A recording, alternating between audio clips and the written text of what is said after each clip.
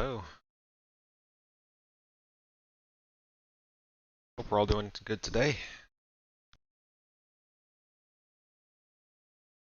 Lost track of time there for a second. I was actually looking in some of my references to see exactly which small parts we're sweating today. So, welcome. Today is actually only the second day I've really been working on this. It's been a couple weeks since I started it, but last weekend didn't pan out for any modeling time. So if you're just joining us, and I do have a previous stream, and I'll walk through some of what we did last time before we get too far today. I'll also be putting this up on YouTube. Got around to it. So today I thought, though, that I'd work on some of the photo etch detail. I'd like to have that ready to go and ready to paint. So I'll be doing a lot of that today. I don't know how long the stream will be, an hour, maybe two. Depends on how things go. How in the groove I get and how long my voice lasts. It's a little scratchy today. So we will see what we see. Transition isn't too loud. I need to work on it, but the screen transition. So, last time we did a lot of the superstructure components, just basic assembly on a lot of pieces. We replaced the main guns with Model Master. Yeah, Model Master, Master Model. Got it backwards. Master Model barrels.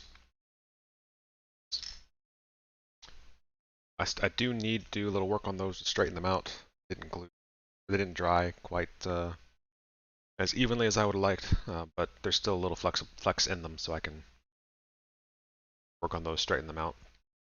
Off stream, I did a little seam filling. There were some seams here and there that needed some filling. They were just a little too prominent. So I went out and did a little bit of seam filling. I have this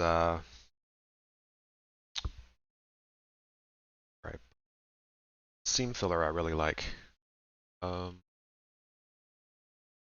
which has disappeared upon. Oh, because I put it back. It's Vallejo plastic putty. I'll probably use up a little more of it today. Really nice stuff. Goes on really smoothly, just like a paste. I usually put it on with like a little toothpick or something like that, and then just brush it off the surfaces you don't want it. So it works out really well. Probably end up needing to go back and doing a little bit more of that, and then I need to do some sanding here and there to clean up some of the joints. But that's more or less what we did last time. The guns themselves took like an hour. That was a bit of a long haul for those who were watching. But that's kind of what we did last time. I thought I would also have had hull halves glued together because the kit does come in such a way that you can build it as a waterline model. So if you just wanted to from the waterline up, good, there's a waterline plate there. I tend to like having the whole ship and then actually attached to its stand or sitting on a stand, depending on model. Some of them literally attach, others sit. I think this one just sits, which is fine. But I never got around to and I'm not going to do that on camera because it's a annoying process. Got to get all the joins lined up well. glue in there and get it well bonded, and then almost certainly we'll come back in with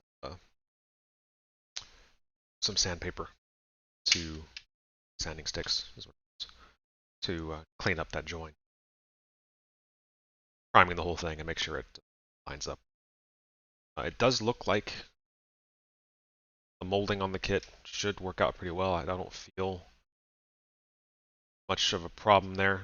One of the ships I built recently, two hull halves did not come together very well. It's quite painful. This one doesn't seem like it's going to be too bad. But we're not dealing with the main construction today. Mostly dealing with some of the photo etch. I know some of the pieces that are going to be used in the build. I'm building the San Francisco as she was around 1942. That's the kit I have. I have some references that showed what she looked like early in 42 and late in 42, so I kind of got to decide if I want it to pre or post refit. So what I'm going to do is I'm probably going to go ahead and build out most of the photo etch stuff that I have, even if I'm not entirely sure it's going to be. A lot of this is along fire control radars, some other odds and ends that were updated later in her life. But again, I just don't know if I use them yet. I do have a nice pictorial reference book that I'm using. It's Warship Pictorials. That has a lot of great shots throughout her life. Seaplanes, early seaplanes. Great drawings and naval archival photography that I use for a lot of my referencing to know, okay, at this point she had this radar, not that. Because just for instance, on the fire control radars, there's a couple of different options here to choose between on what was on at the time, and all of the ships of the class had this Mark III fire control, but it wasn't until later that they had these Mark IV 12s. So I haven't decided if I'm going to use it or not. There are some that I know I won't because they weren't until very late in the war. But other components I'll go ahead and build just in case I decide to use them. I almost wish I did have a later version of the kit to build, just because I think it's more visually interesting. But this will be how she stood in her fight at Guadalcanal, so it has some attraction. So I will go ahead and build her as I've got her.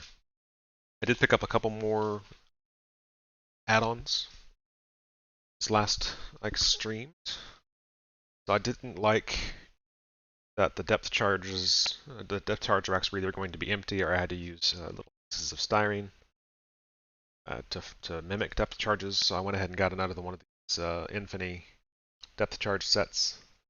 They're really designed for destroyers.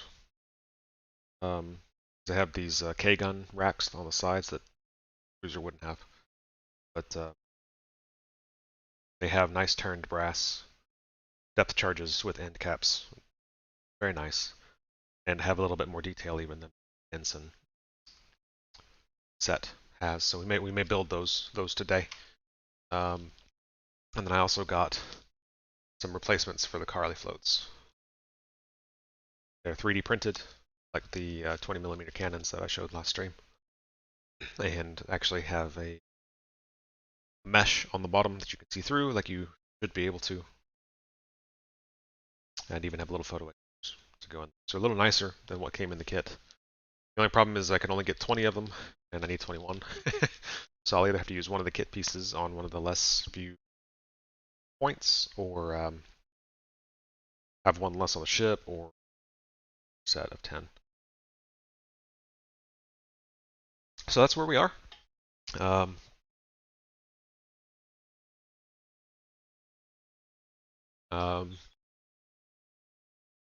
So I guess we'll go ahead and get started. Probably start again with some of these fire control radars. I'd like to get the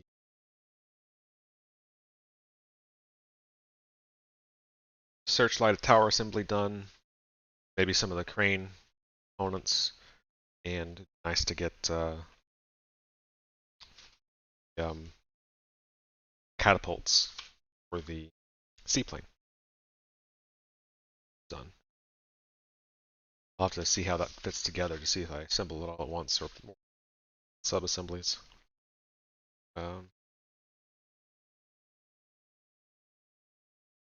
See where we go from there.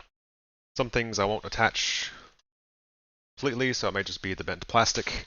For instance, the SC radar that sits on top of the mainmast. I won't attach to it yet. I don't think. Mine between now and then, just because it's be a little awkward to get to exactly where it sits. There are also some other components that I'll have to kind of determine how to do on the fly. My 1.1 inch anti-aircraft gun mounts, I do have photo etch for them and barrels for them, but they're made by two different companies, so I don't know exactly how they will fit together. That may end up being a bit challenging, but we'll play that. So, I think we'll just start simple with one of the radar I know we will use. Not going to be a whole lot to it, but good place to start. Start simple. I've got this set from White Ensign. It's the majority of my photo etch parts. They're a pretty good brand. One of many are out there that do large sets. I tend to try to keep their wrappings when I can. It's because the oil from my fingers are actually interacting with grass to some degree. Once you paint it, you can't see it anymore, but it's just one less thing to. So this is the smaller of the two sheets. Came in the set. Let's have one that's quite a bit larger. We'll be using a lot of today, including all of the railings, some of the free ladders, the anchor chains. That not really ship specific. Another place where those references that I handy. So I tend to just use a tile as a backstop for my removal of the photo etch from its tree.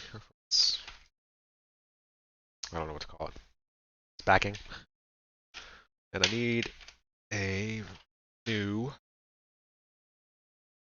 X-Acto blade, which is stuck.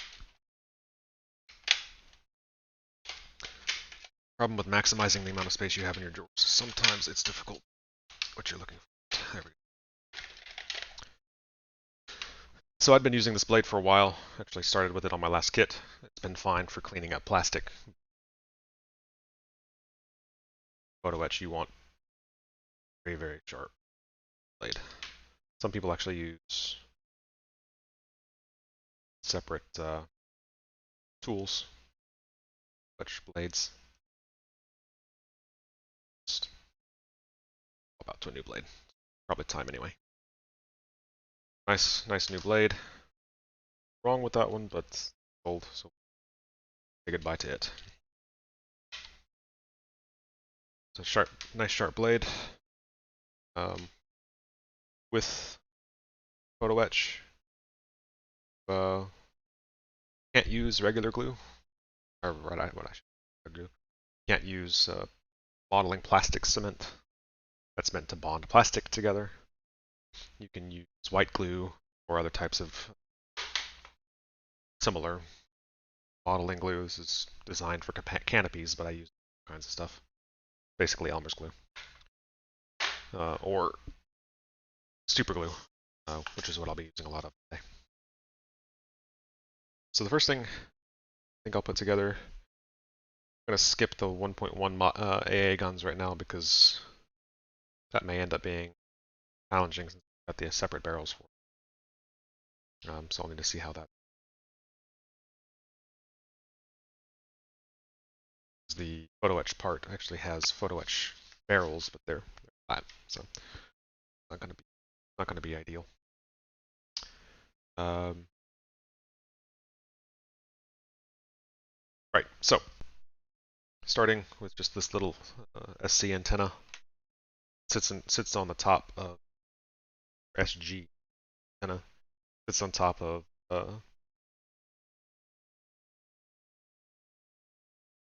says fore and aft masts, fore and main masts. Interestingly, on the kit, the plastic part only has a radar on the disk. Hey, Mirand. Just missed my 20-minute long rambling session. We're actually just getting started, so here we are. Oddly, the white ensign set doesn't seem to actually be numbered on its backplate here, so I'm going to have to kind of look for part 21. I only have a map. Oh no, I do have a map of both. It's kind of weird. Most of the time you'll see it actually have a numbering on the backing here. So I needed part 20.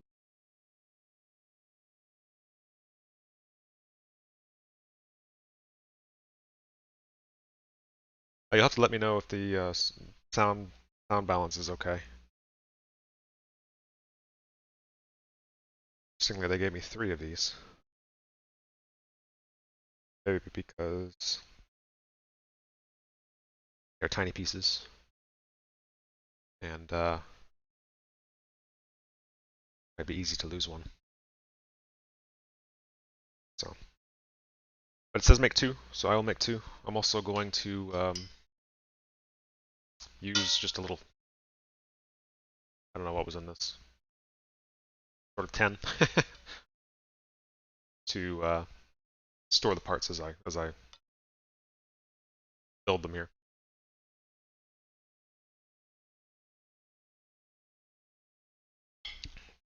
So starting with a couple small pieces here.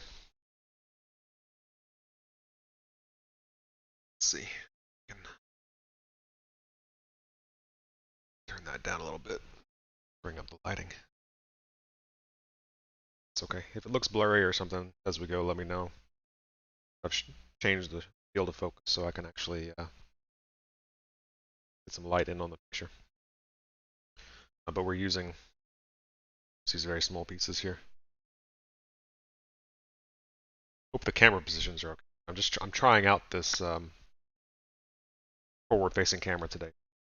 I guess I had it last time, but it was kind of a quick experiment.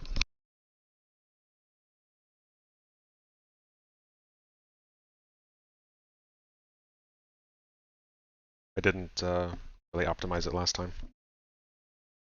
It was on a bulky tripod. This is on a little table mount, so hopefully try to delay a little bit there so I can get my nerd glasses on. A little magnifier helmet.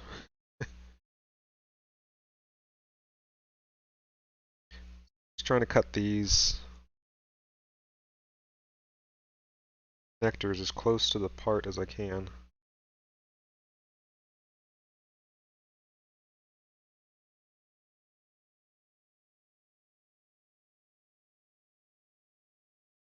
So there we have one. I'm just going to work with one at a time. I don't use it. I'll need to clean it up, and so I've got this diamond file that I use to clean up brass edges.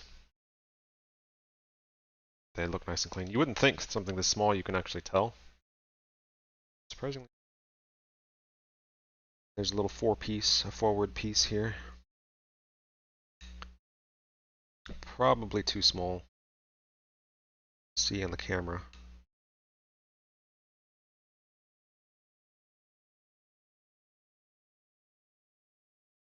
It's actually a part there. um, so dealing with some pretty small details here. Got a little bit extra on the side that I need to take off.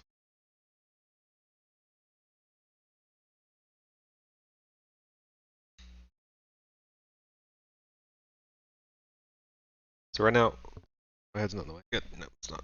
I'm just trying to clean up some of the excess brass that was holding it to the tree. I'm just going to call it a tree. Pieces this small will be difficult to use the diamond file on without damaging art.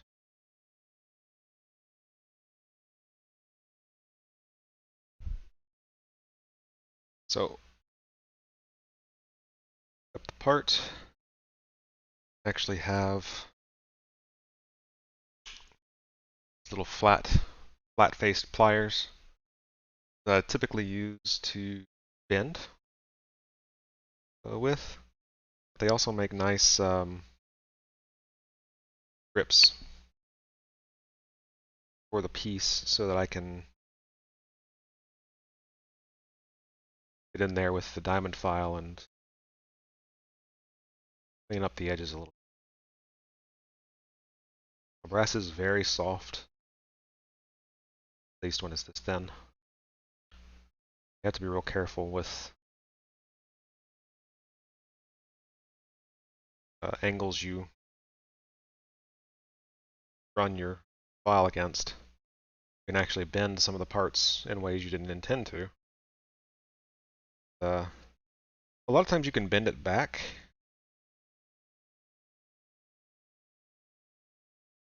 Can't do that too many times, otherwise eventually you'll get metal fatigue and it'll just snap in half. That's not what you want.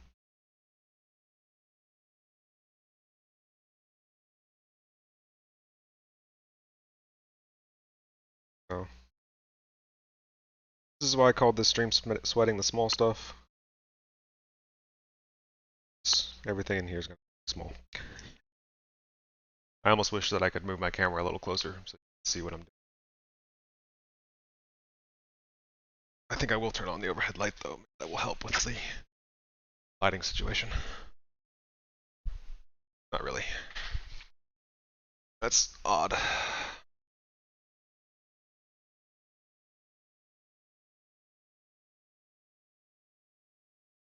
Bring my lights a little closer, see if that helps.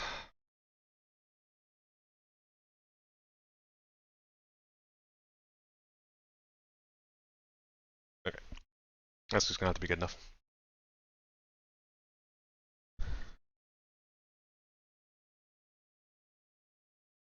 Picking up the antenna piece.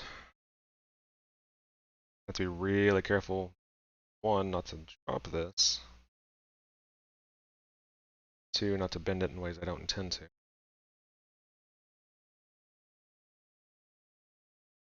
This is small. Yeah, at least I dropped it where I knew it was. Not so worried about dropping it where I can see it. I'm worried about dropping it off the table. So if I drop it on the floor, this thing is gone.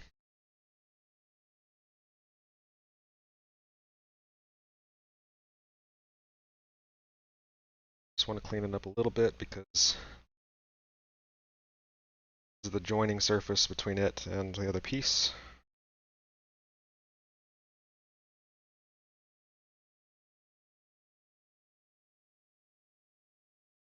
I like for that to be clean.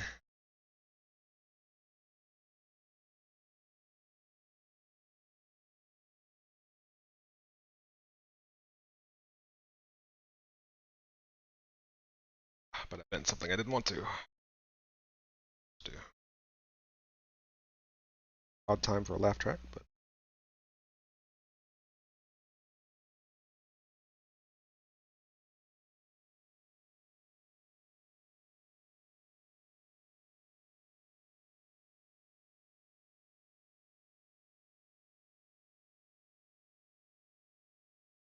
crisis averted.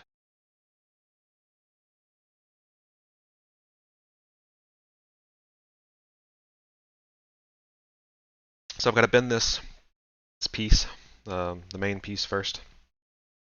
One easy way to do that is actually just to roll something back and forth with some pressure on it. You're on a giving surface.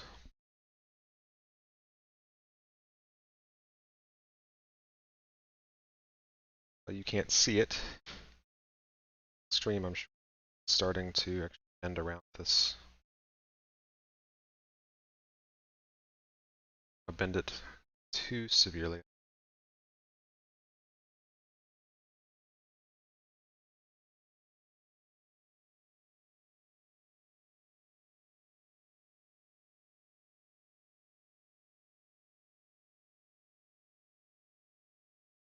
That's good enough. Let's see if I can get this way you can see it. This front camera just doesn't want to seem to focus, does it?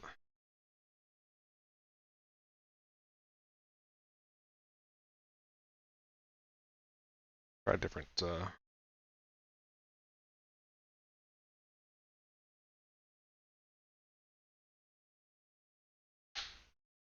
cameras will be better.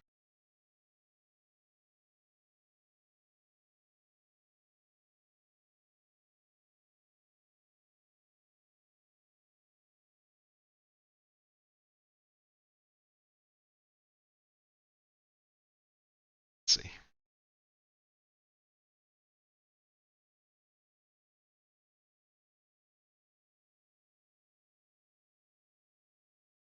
I've only used this app once.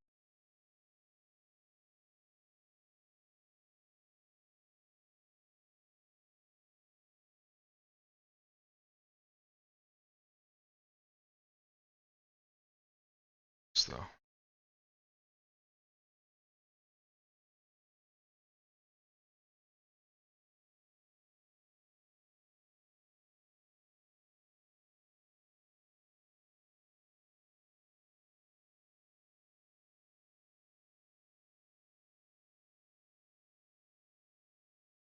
Again. It's better. And I didn't have autofocus on. Hi Hector, how are you? Hey, thanks for the follow. Welcome in, welcome in. I was having a little technical difficulties there. I was trying to show curve here. Still this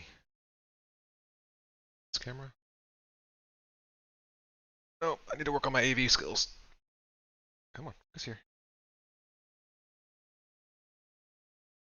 I guess you'll have to take my word on it for the moment. It is curved.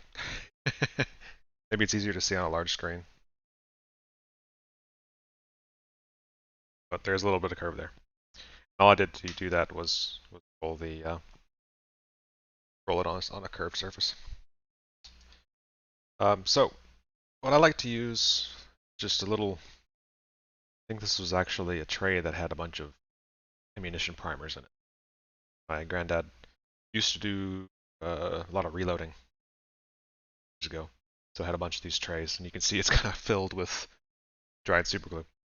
So I kind of like to use those little trays to just get a little superglue out at a time. all kinds of different glues out here. This is not a particularly fast.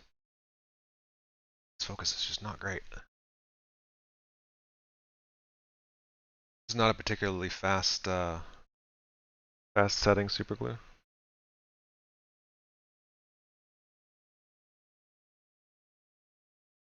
But works pretty well. Why my camera so look second try. This is just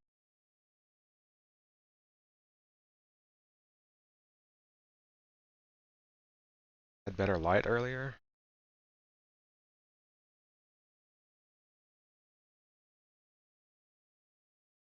Some exposure.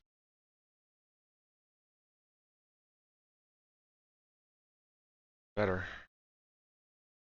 Blow it out too much though. It's better on. Oh, there we go. That's better. Yeah, you like this stuff? Yeah, it works really well. They have faster set. They have slower set. This is kind of a slowish set. I like it to give me some time to manipulate what I'm working with.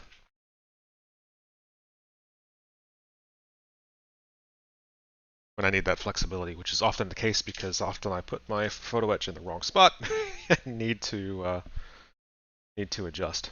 So, when I was talking about my nerd glasses earlier, this is what I meant. Magnifying headsets I can't see. I need them to.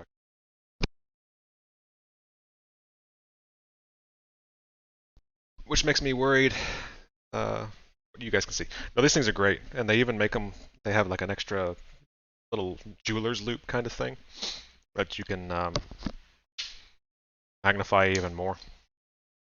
I don't have one of those, but as my eyes are getting older, I may start looking for.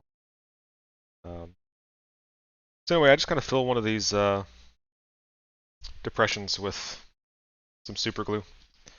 I keep my super glue in just an empty peanut butter jar with a bunch of those desiccant packs that you get in shoe boxes or whatever. Helps keep the super glue a little bit longer than it's just out in the air. Oh, and that's a nice kit. I have not built that one yet. I think I've got that one as well, actually. I unfortunately have a at the backlog that need to be built. I kind of go through a lot of different things. I'm guessing by your Hector shipwrecker or your shipbuilder primarily. I kind of bounce around between different subject areas. So my last build was a Stug armored vehicle. Before that, I built a Early War Zero, and then before that was my Livermore class. Well, it's Cleave's class, but my Livermore a destroyer. So I've got 2 destroyers and an I-400 Japanese submarine under my belt. So this is my next step up. Everything I built so far has been about the same size. Destroyer size, which, to give you a reference. So this is the hull, right, of this admittedly heavy cruiser. My destroyers are maybe this long from stern to where my finger is. So these, this cruiser is like twice as long and half again as wide, if not twice as wide. Quite a big step up. Build size. I really do enjoy the naval aspects. There's a lot of fine details. I'm not actually. I'm up in the Dallas-Fort Worth area. but I am very familiar with Rudy and Danielle and all the folks down there at Lionheart. Great store down there. In fact, some of the things I'm working with today, I got from them. um, it's a really nice place.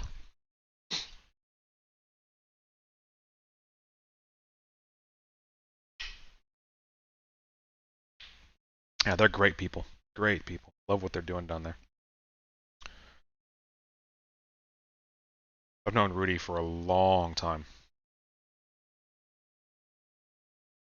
I'm really excited at how well the store is doing. Seems like a good community developing down there. One of the problems with doing it with this is remembering which I put the it's in that one. I can't remember which spot I'd put the glue in. So I just use a toothpick usually to add my super glue to the part.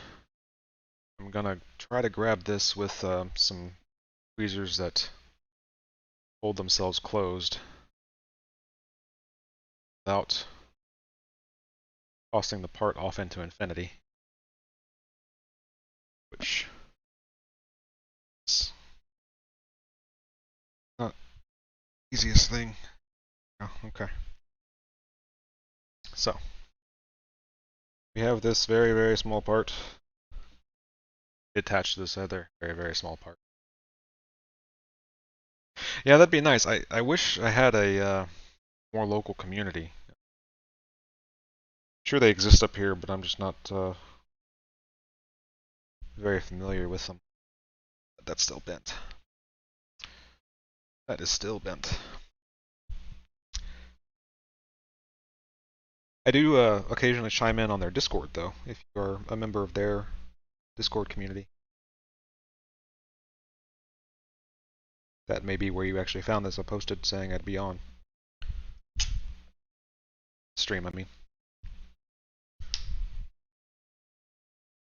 Ah, nice, yeah.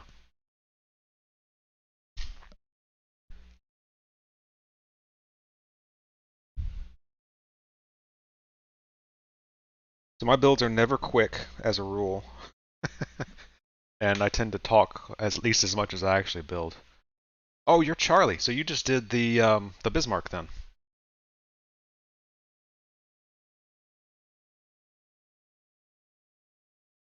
Very nicely done.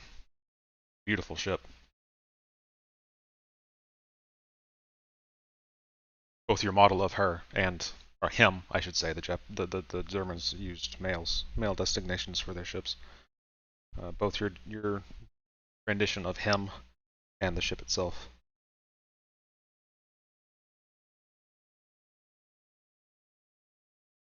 So I was going to put glue on the small piece and then try to attach it to the large piece, but I think I'm going to do it the other way around.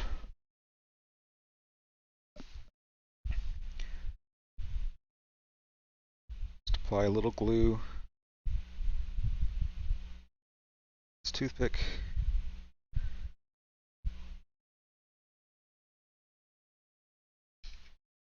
Had the other part already picked up.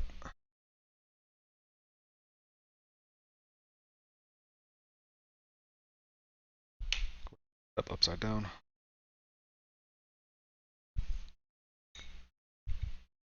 Let's drop it in place.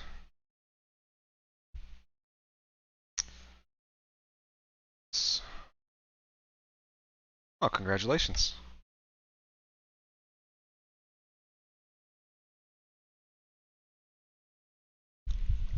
I used to compete. Haven't in a while. And never with any of my ships. Well, that didn't work.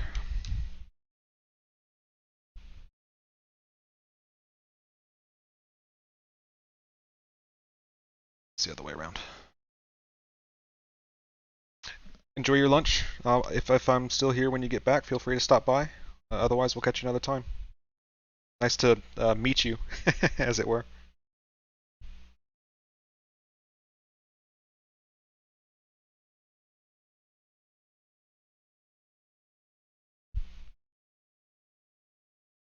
drop this piece. Just have a feeling.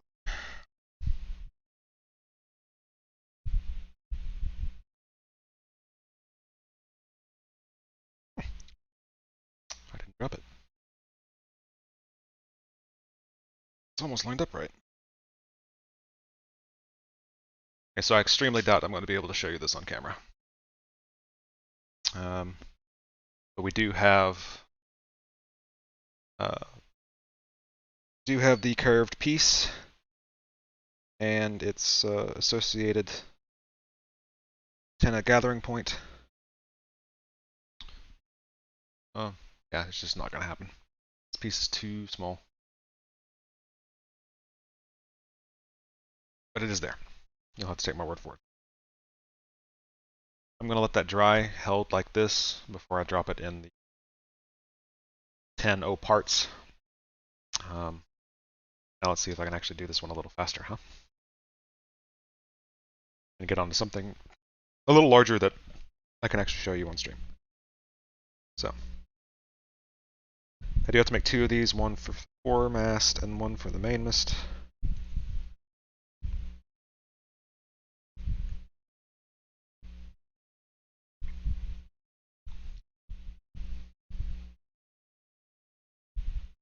And using a very sharp X-Acto blade here is very important. Keeps you from damaging or bending the pieces.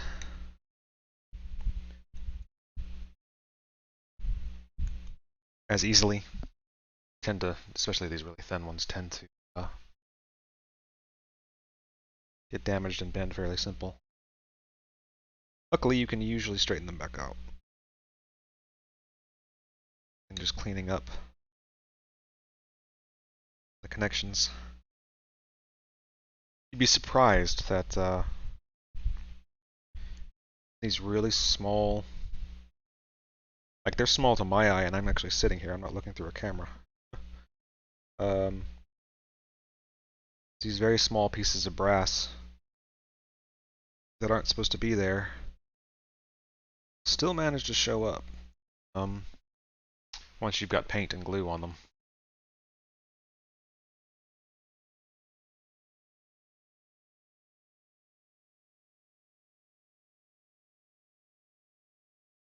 Alright, so we will bend this piece just like we did the last one.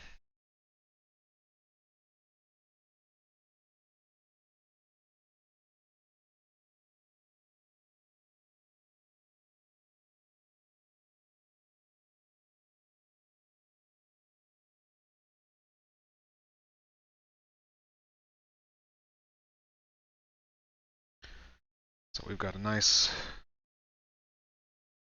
bend there. It's too much on one side, but I flattened it out just a little bit. I'm going to grab another self-closing set of tweezers here.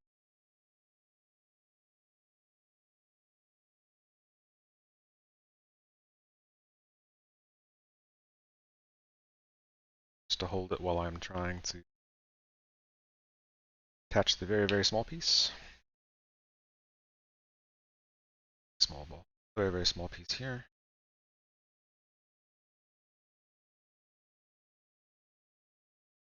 Up in the right direction this time, look at me. And dropped it. That's what I get for getting cocky.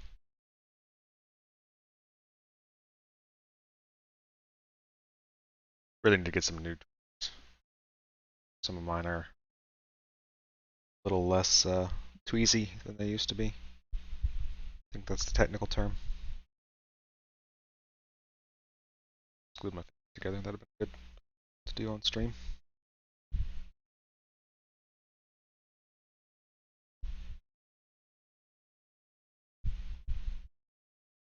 These are so small.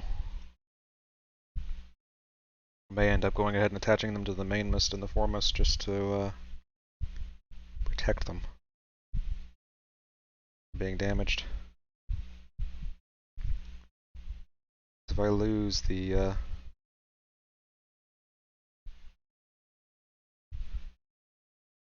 small piece here, it's gone forever. I'll never find it.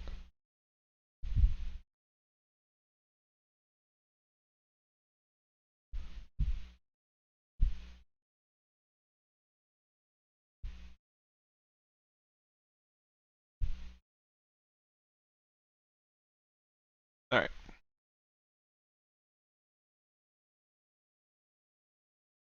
So it said build 2 comes with enough for 3, but I'm guessing that's extra just in case you pop a piece off into the wild yonder. Um,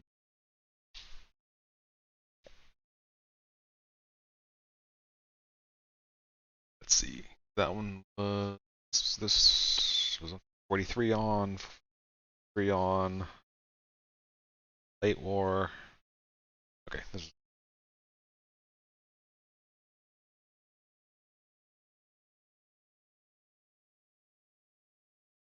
just part 33.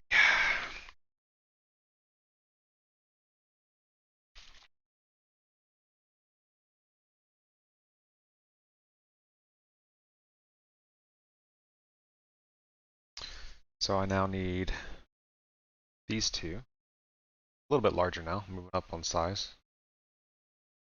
Difficult to see. Next time I may lower my camera down even. This mount that I have it on, I usually use a different purpose. I'm gonna have to adjust it if I want to actually use it. It's not enough. It's close work, even with a nice lens.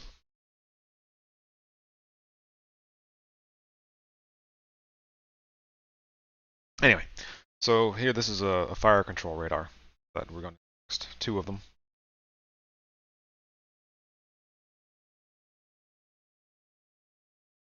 So we'll go ahead and get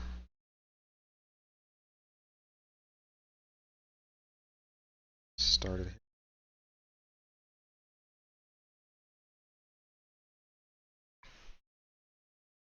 What we have here is the fire control radar and its support frame underneath it. So as before, I'll need to clean up both pieces.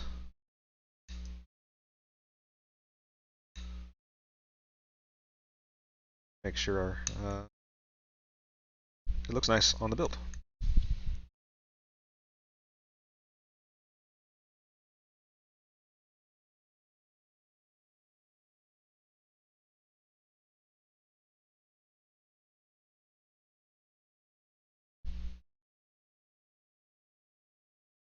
So a little larger in size here. Still pretty small.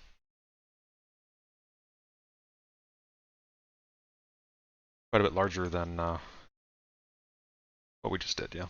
So I'll use that diamond file again to clean up these edges.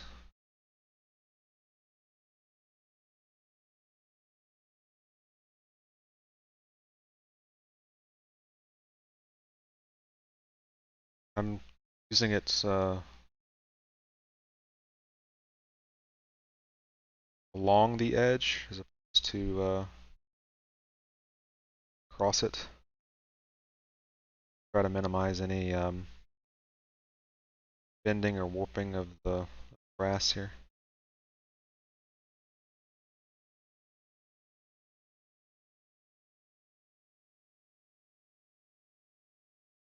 Even though I will bend it, I want it to bend the way I want it to bend, not how it wants to bend.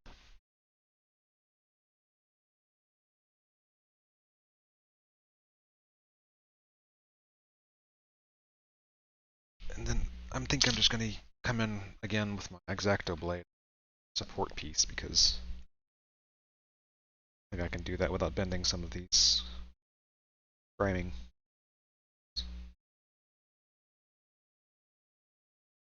So again, just taking advantage of this new, very sharp X-Acto blade to clean up a couple of pieces that were not quite as nice. So this piece, this frame, is to be bent. That's the primary purpose of these pliers that I have. So they have a flat surface and makes for a good bend point. Look like they need to bend right on the edge of the main brass plate. Just kind of line it up as close as I can, and then use that as a starter. Bend the corner of the frame up. Again on the side.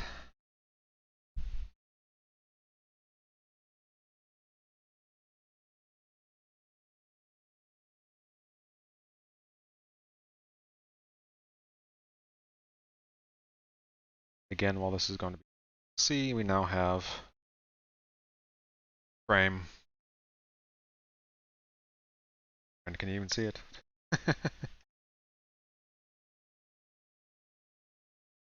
Here is the frame of the radar.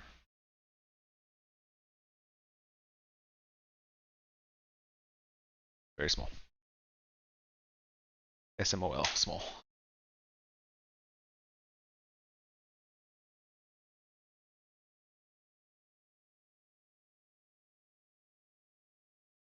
Excuse me. So we need to build to bend the Mark III radar here. Interestingly, in the picture, I don't know if you'll be able to see it. Let's see.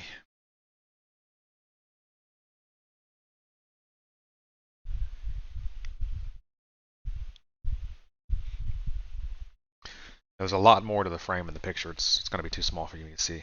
Me to show you. So it'd be difficult to get any sort of framing like that in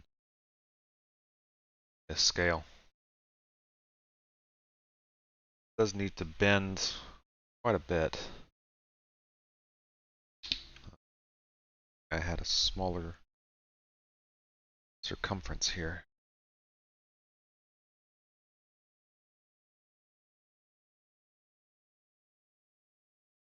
It needs to bend long ways. It's a little bit more challenging to get bend same all the way around.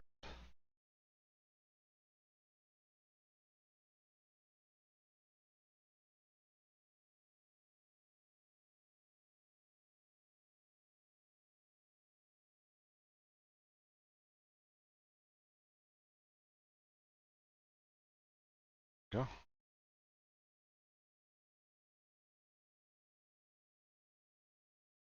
It's pretty good.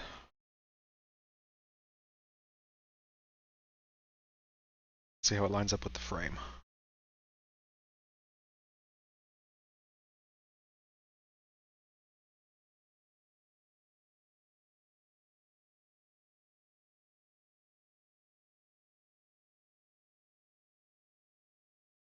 Nicely.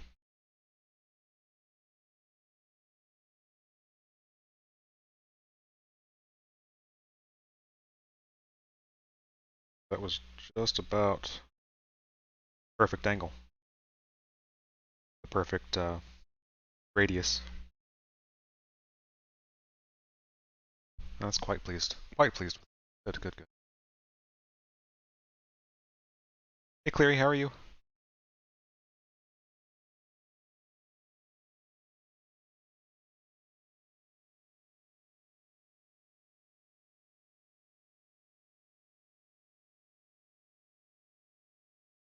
Alright, let's see if we can get this positioned well.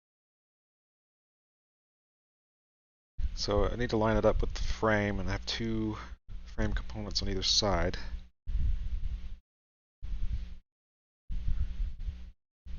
Just slide it into place like that. Let's try that. Some glue. You wish for more sleep? I'm certainly not keeping you from it.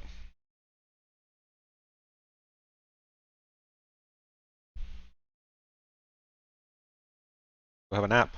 Fire the missiles.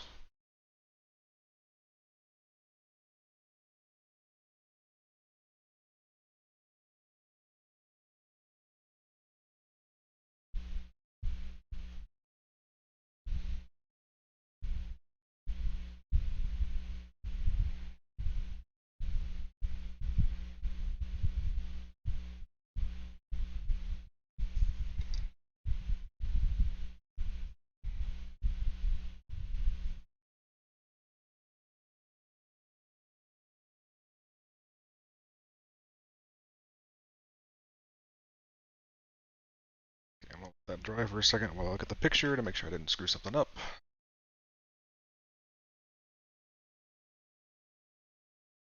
That bend actually needed to be sharper.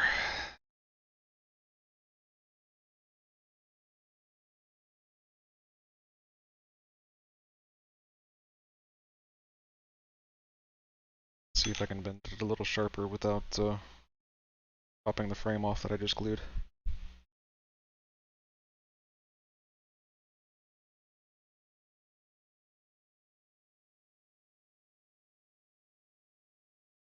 Actually, be better if I could. There we go. That's one nice thing about super glue. It's quite brittle. Just woke up, huh?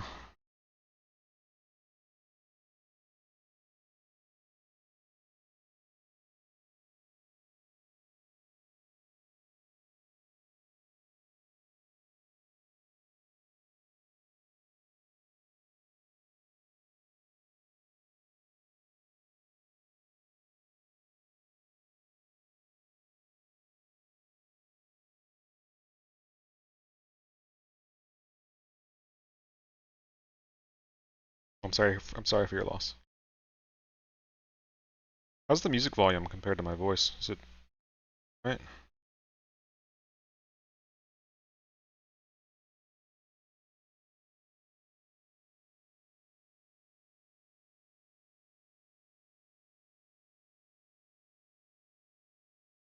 That sounds good. Good. Okay. I bent this a little further, 'cause looking at my references. I had not really bent it as severely as I probably should have, so now I've got a much stronger curve to it. It's not really circular, it's kind of almost oval in cross section, or it would be if it was a. So we will do this again. Grab the frame.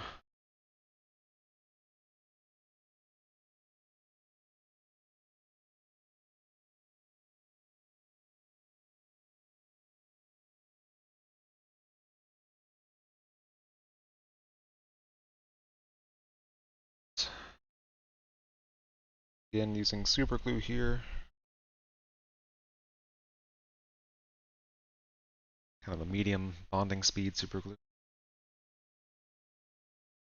Line this up around the middle third.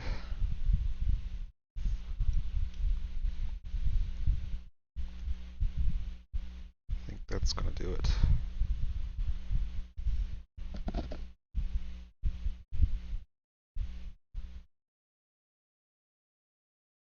Like what I see in the picture.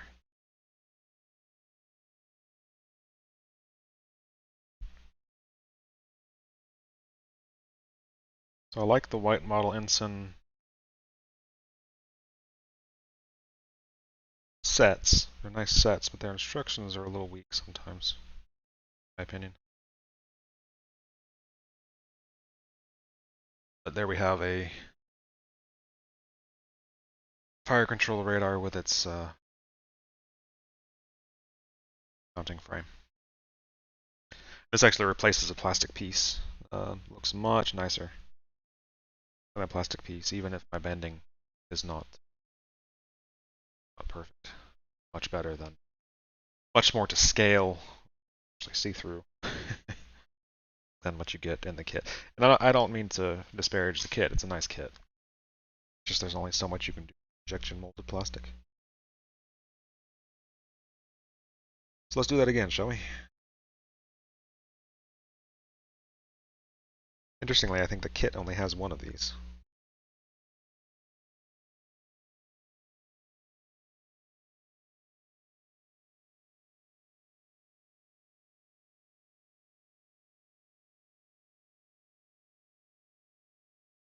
I have to make sure that I'm putting them in the right place according to the reference book I've got. Since those are photos of the actual thing,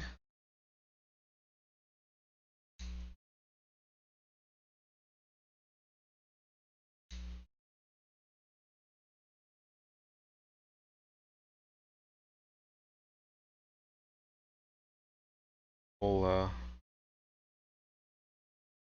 refer to that over the kit instructions. Although the kit instructions, again, I don't mean to disparage the kit. The kit instructions are. But having the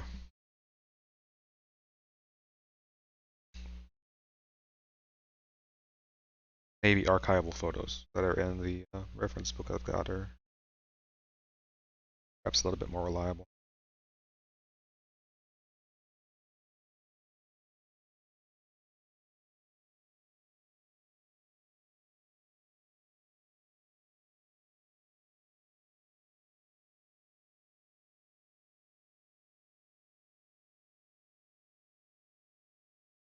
Again, just cleaning off extra brass here, connections. We have a nice clean piece. Kind of weird how Streamlabs works. So I've got my iPad set up here in just off camera, so I can see the chat.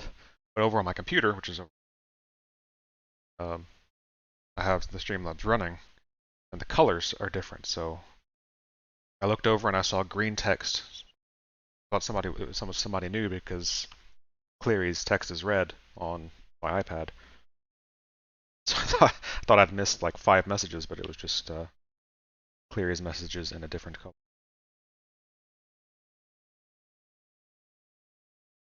Sorry, that distracted me.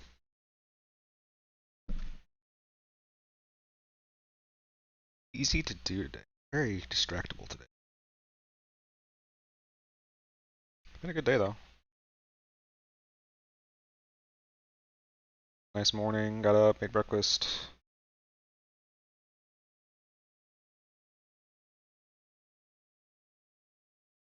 Some training with the dogs outside. Lawnmower going, so that worked as a nice distractor. Work against.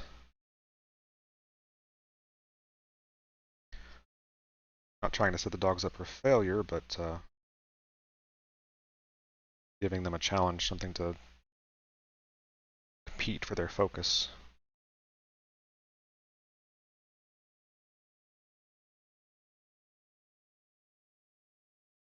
It was nice. So that was good, and then just a couple episodes of Card. Becky. A couple episodes of that. I hadn't started it yet, so no spoilers, please.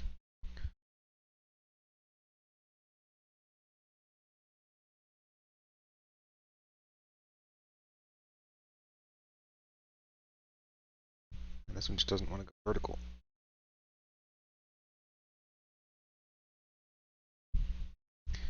You have to be careful about how many adjustments you make with photo etch.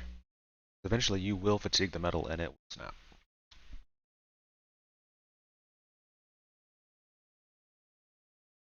Seen it, I've done it. Sad about it. Alright, so I'm going to do the same thing I did last time. Bigger diameter curve because that set me up well.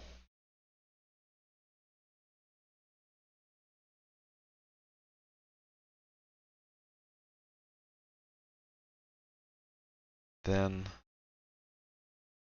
smaller diameter curve. It's way too small diameter curve. Tried something just a little bit. I don't like bending it manually because it's really hard, or without a guide, because it's really hard to get it to bend. I put pressure on both sides, but one side's gonna be weaker than the other.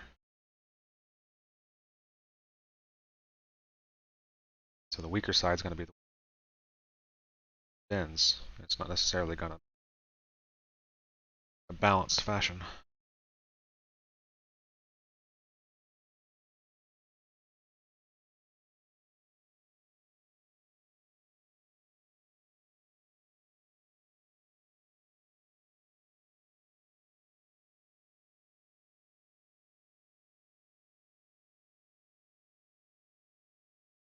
Yeah, pretty well though.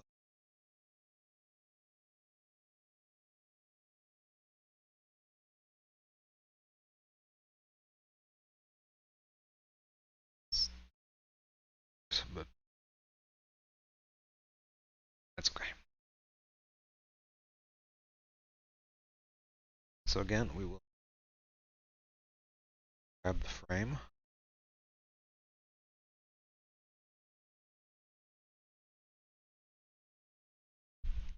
We'll glue the meat.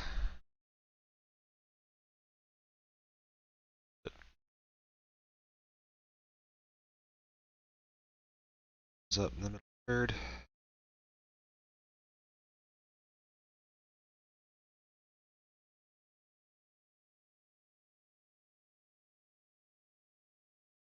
This one's not quite as much.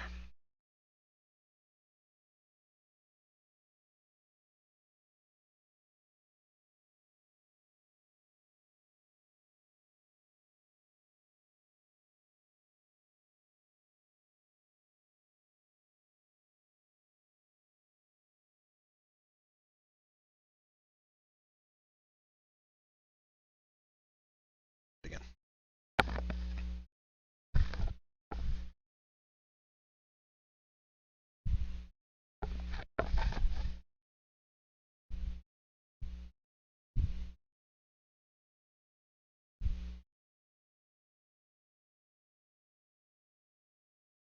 Got it.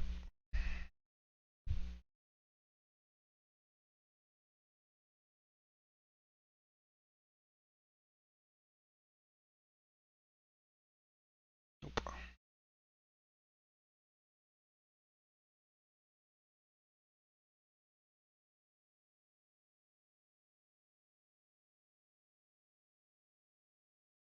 Didn't dry too quickly. Let it sit there for a second, then I'll poke it.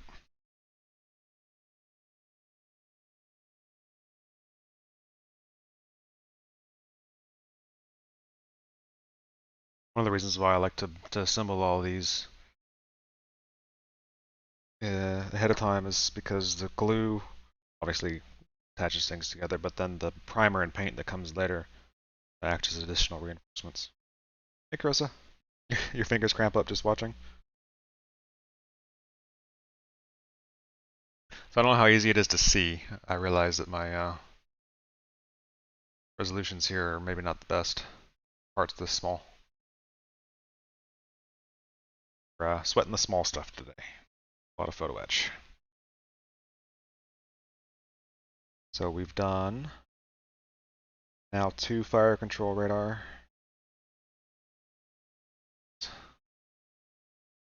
And smaller G radars.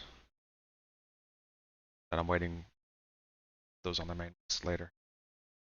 These I'm just gonna gently set aside. It's nice big, which I think was a tuna can to keep them out of the way.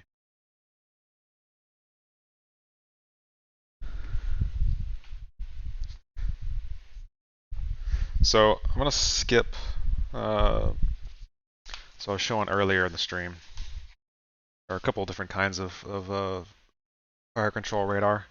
This one here is the one we just built on the left of the screen, I believe. This one here. This one on the right, much more complicated, much more interesting, but also later in the war, I think. And it's quite a complicated build. and I don't think I need it, so I'm going to skip it for now. I need to do some reading in my materials just to make sure that it's not there, but let me see if I can show you the picture.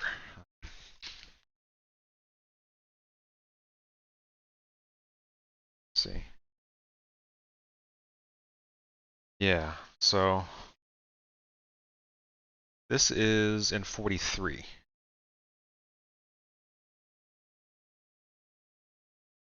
And it's probably very difficult to see, but at the top here in this white circle, we're actually circling that that radar in the top. It's on top of this part of the superstructure. It's probably very difficult to see, but when I look earlier at that same location,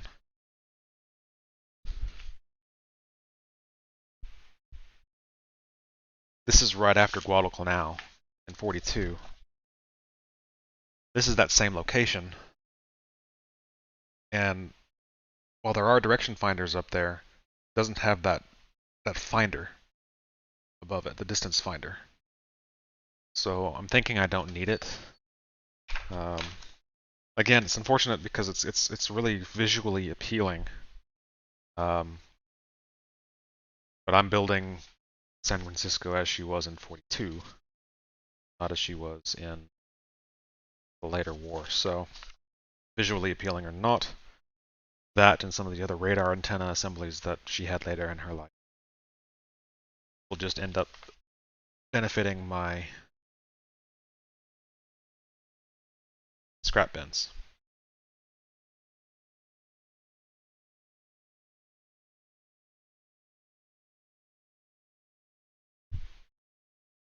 All right, part 23. This is another fire control radar.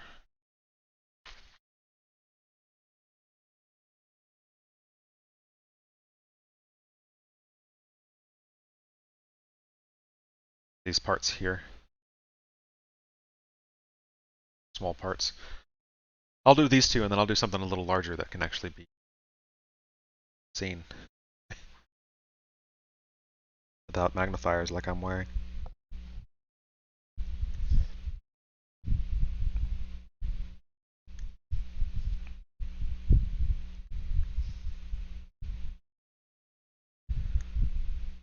There are two of these as well. Because it makes sense, you know, you have fore and aft equipment.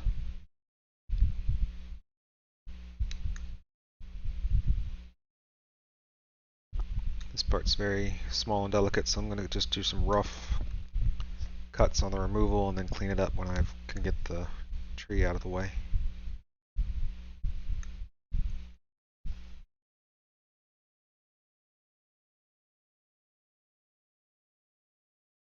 If you were building it, it'd have a deflector dish on it by now. Well, I mean, you know, this fire control radar is circular, like some of the earlier deflector dishes. So, in a way, you could pretend.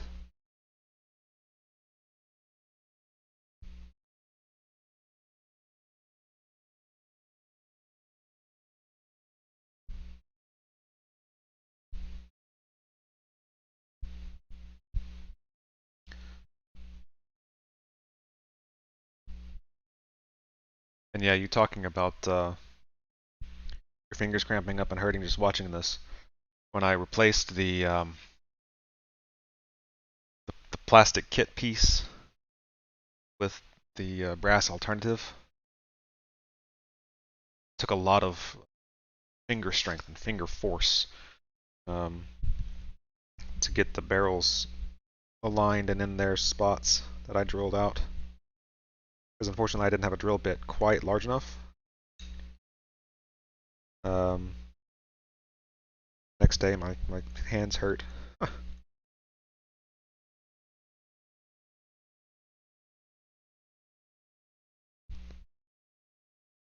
And today's stream will only go as long as I can stand being bent over and staring at tiny things. A full-on deflector dish.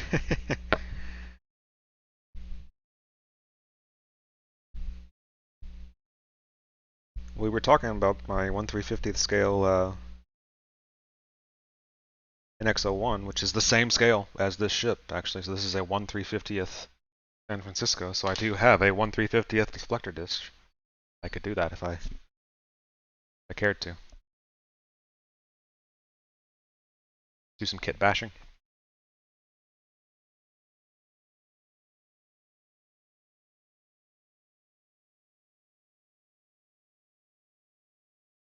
So this one's a bit interesting. It needs to be I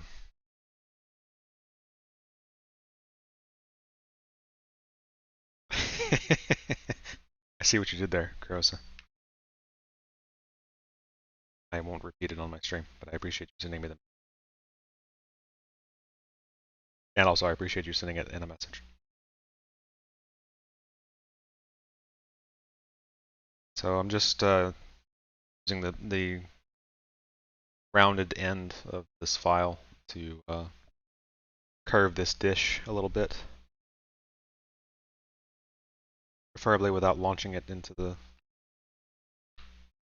ether, because once it leaves the desk, it will disappear forever. And I thought with wood floors, it'd be actually a little easier to find things that you dropped. Nah. Especially with dark wood, because they just kind of blend into the shadows. It's gone.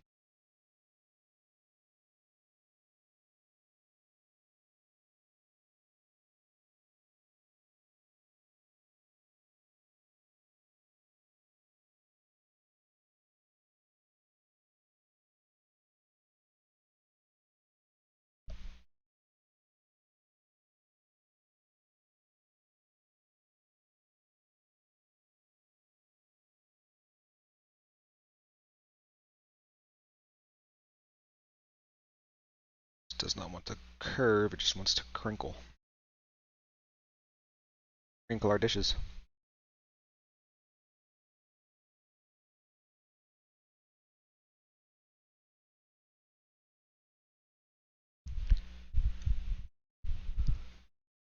Okay, let's step away from that for a second while I'm going cross-eyed and bend the frame into shape. So we've got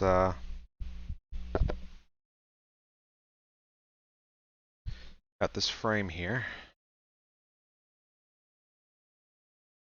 and I'll use pliers that I have for bending, so that I bend them in the right spot. There's a horizontal part and then a part that actually needs to be bent. If I didn't have something to hold it to keep it flat, it would all bend at the same time, and I don't want that. So yeah, plier tool I've got to bend both sides of this fashion.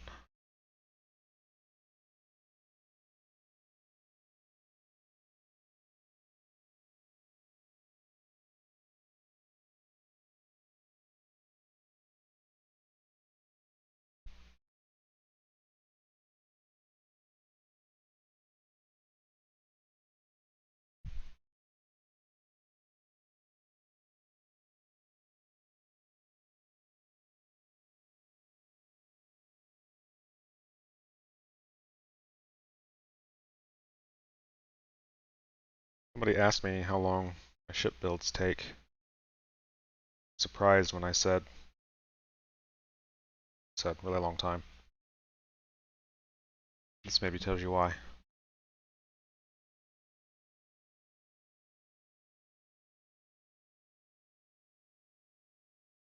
I get hyper focused on these tiny details. Perhaps more than I should. But I enjoy it, and that's what matters.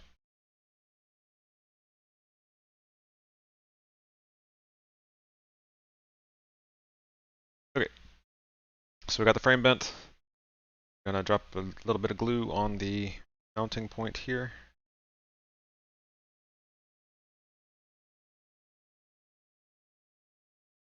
Grab our dish. That's ever so slight curve. set it into place.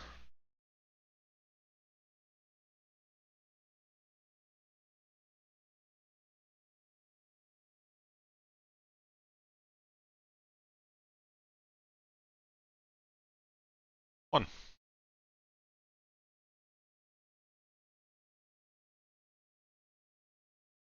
Update my autofocuser, I think.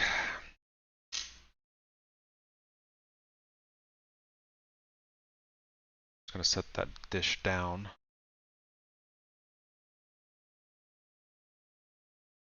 Storage spot. Do it again.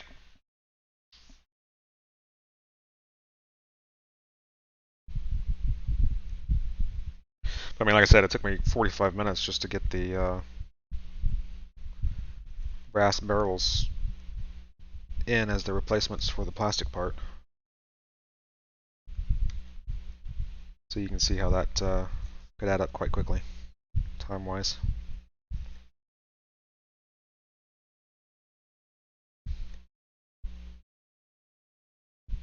Again, just kind of rough cut the frame out so that it keeps its basic shape.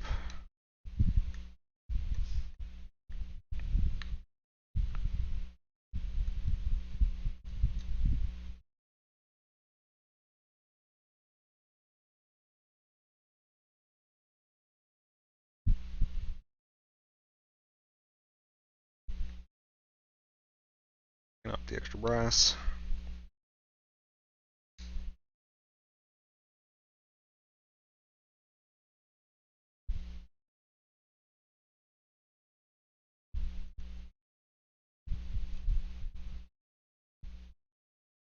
One thing I still have to figure out is exactly how I'm going to paint everything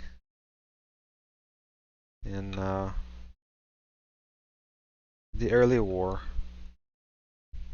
Most US ships were painted in what was called Measure 21, which meant that all their horizontal surfaces were painted navy blue, and all of their horizontal surfaces, their deck surfaces.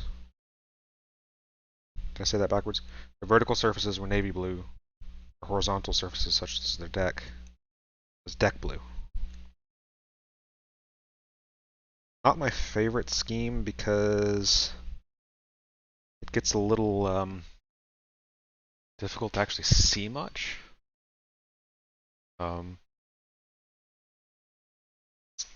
So I've got a picture of it. So this is navy. This is measure 21. It's just blue.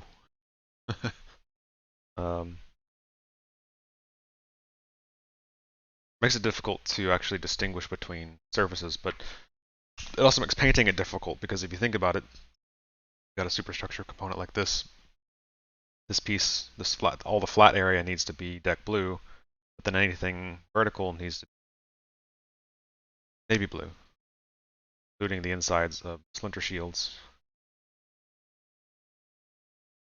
So it ends up requiring some creative masking in some places, which is why I didn't already just completely assemble the entire superstructure.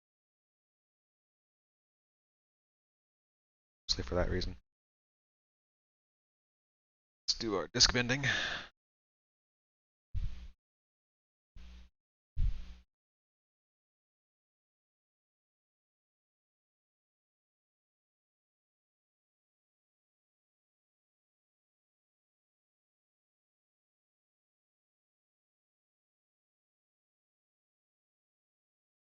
Anyway, I still need to work out exactly how I'm going to do the painting. It'll all be airbrush work.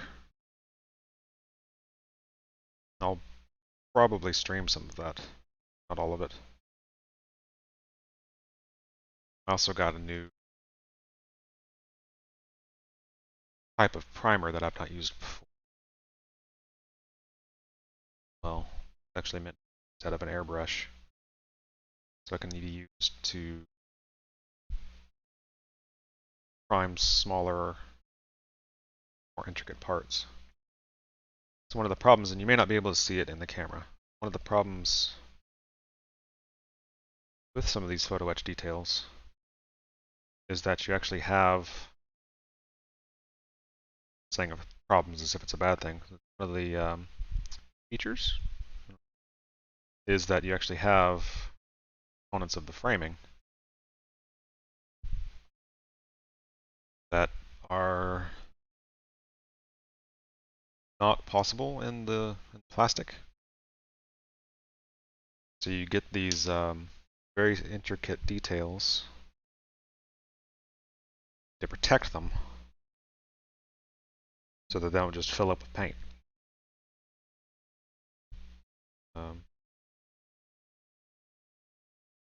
So the primer that I usually use is just a spray can, a rattle can, from the bottling company Tamiya. Great stuff. And it's probably what I'll use on the hull. But for the purposes of painting these very detailed parts, it would just clog all those details. So this dish that I just bent, it's not solid. You actually have gaps in it, as you should. If I used the rattle can from Tamiya, it would put out so much paint that just fill all that detail in and defeat the purpose of this effort. So that'll be something new to try. My brother has used it on his figure building to great success, and he is fantastic at it. So it should be good stuff. I just haven't used it myself. Always anxious the first time I do such things.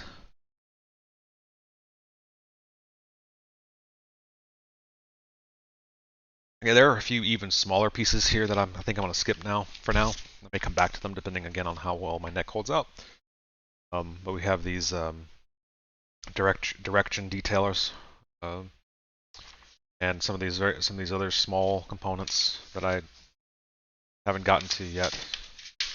I also again need to do some thinking about.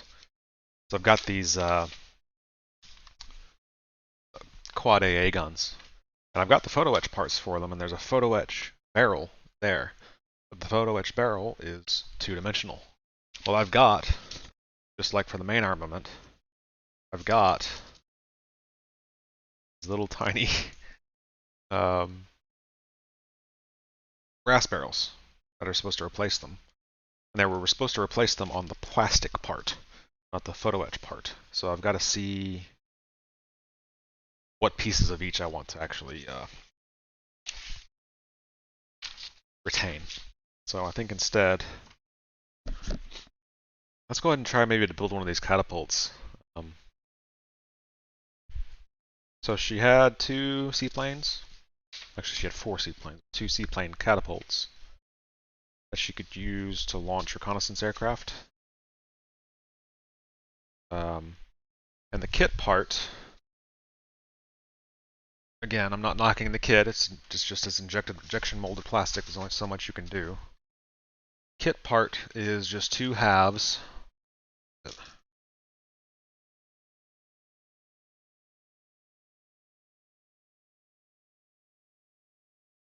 Lots of trees here.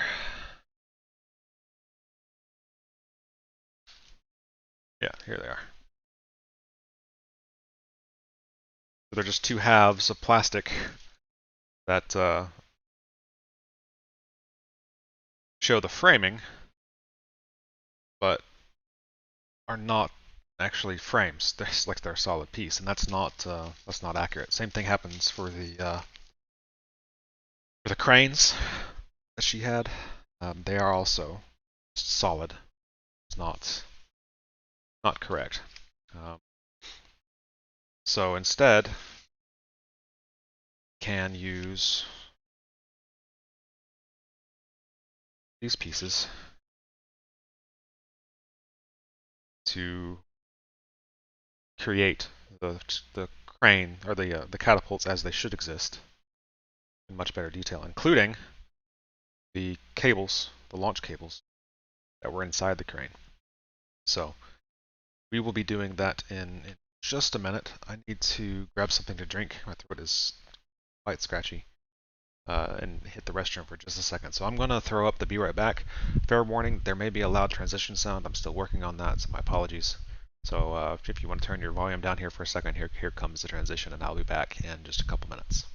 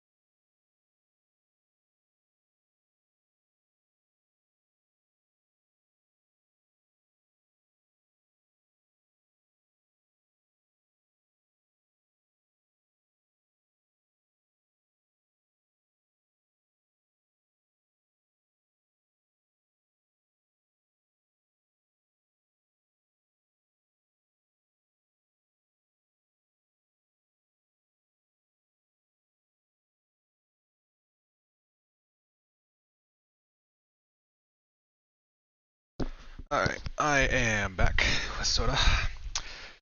Keep me going. And I'm going to do the transition back, so again, sounds may be loud.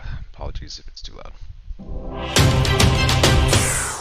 It's quite loud on my headset, and I need to actually modify the AVI file or something, and I'm not good enough to do that. I need to figure out how to do that, because it's loud and annoying. Cool. So, we are working on the catapult.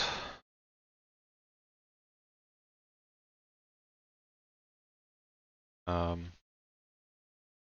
me just for a second.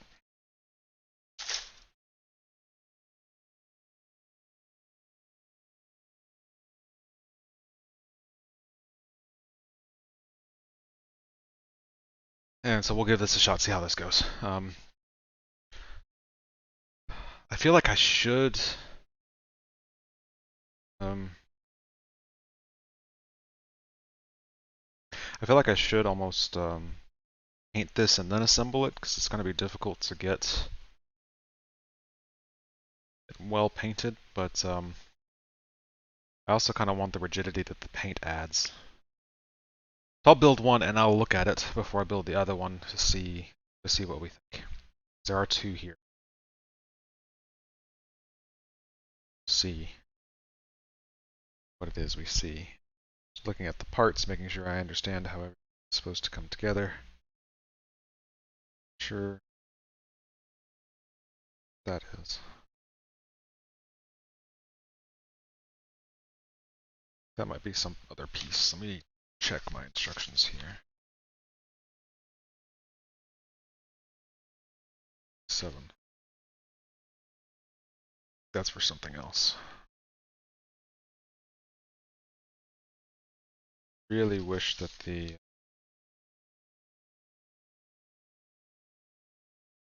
instructions here were better labeled.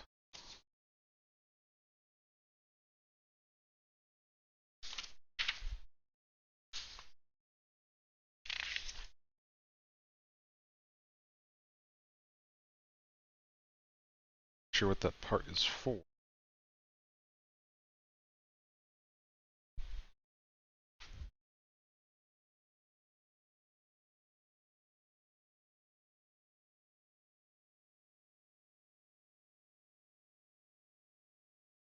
Does not appear to be part of the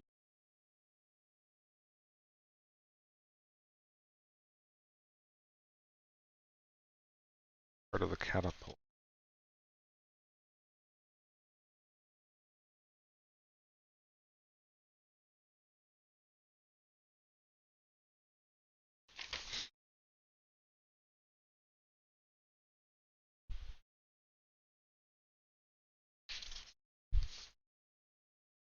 It's full. It's gonna. Ah, there it is. Part 47 is for the seaplane, not for the catapult. Good. All right, now we know. There's actually photo etch parts to replace some of the photo etch, some of the plastic parts on the seaplanes too. I'd like to get to that today, but I don't know, especially slow as I'm going. So apologies for the speed here. So let's get going on with the catapult, shall we?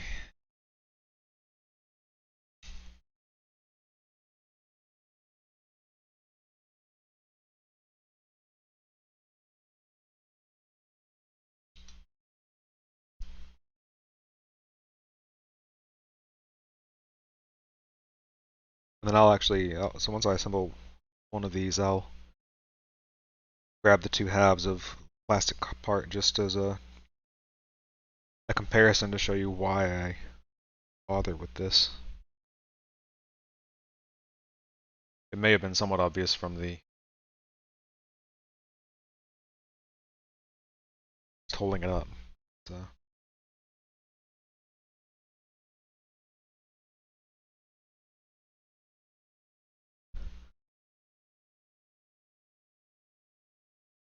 I could certainly build these faster if I just use the kit parts. I like the detail.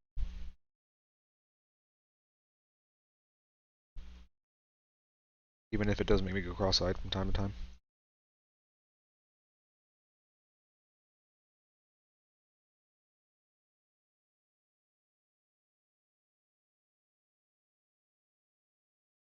When I built the Japanese I-400, I had to build up all the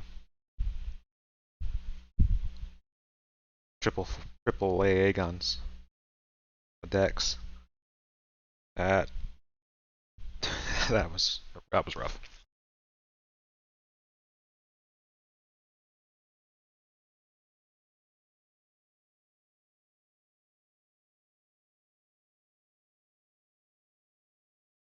So I'm gonna get pieces off, cleaned up, and then assembled.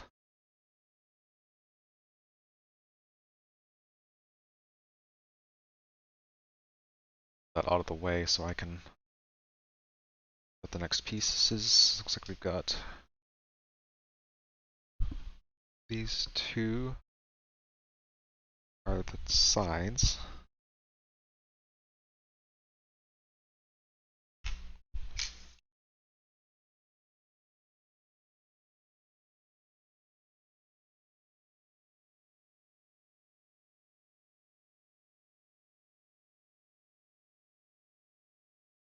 Careful here.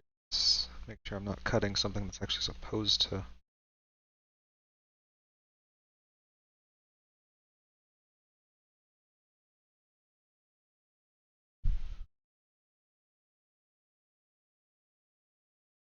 Okay, let's see how this works now.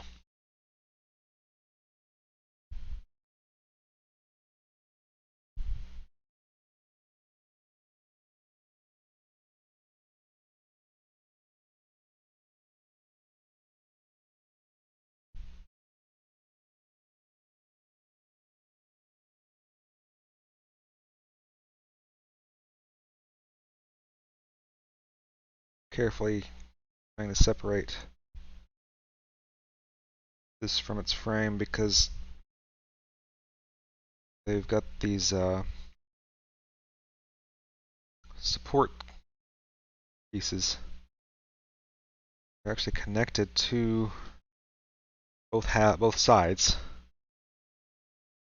That attached to fairly flimsy parts of the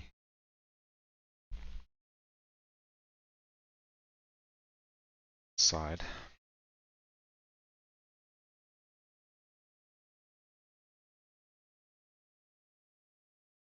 Let's get this one cleaned up.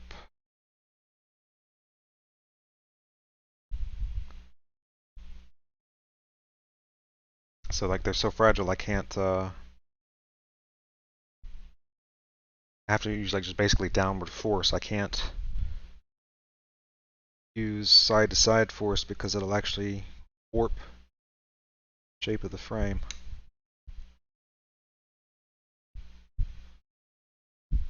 I want to make sure I get it clean.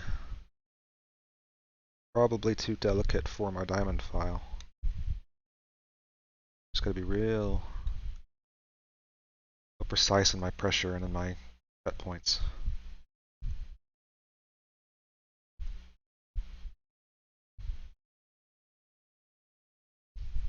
This is where my nerd glasses come in handy.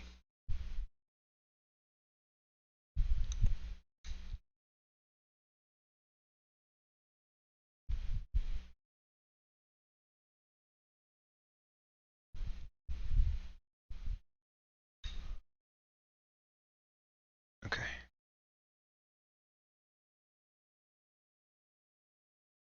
Side.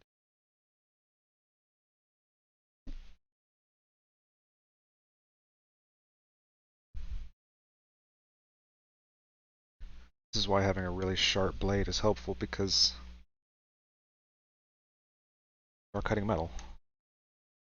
But supports are all very thin, so it allows for a sharp enough blade just to go through it. Just needs to be a sharp blade.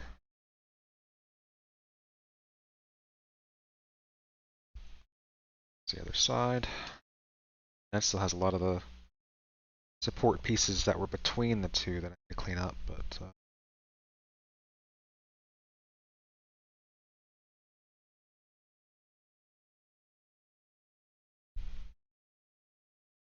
figured it was easier to remove the supports and clean it up at the same time, rather than doing a rough cut and then coming back and doing a cut, because again, they're on parts that I have to just use the pressure on. I can't use shearing force.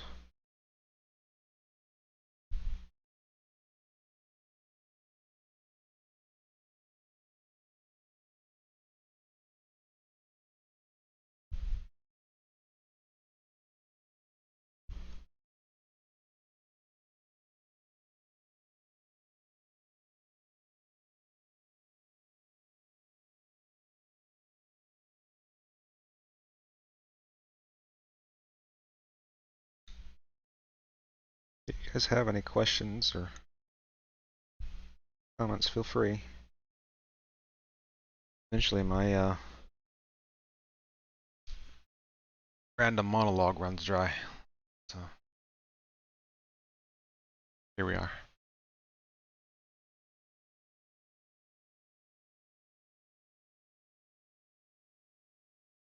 Two sides. It's gonna be fun. This is actual mechanism cabling.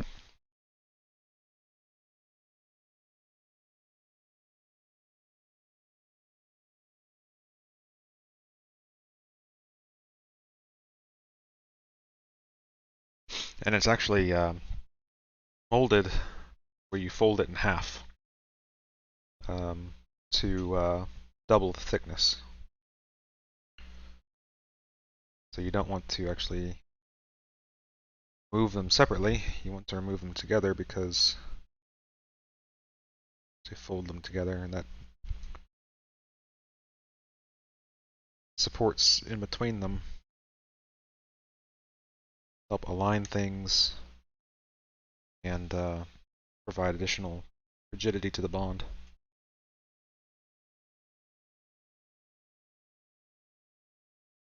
So I will get these cut loose.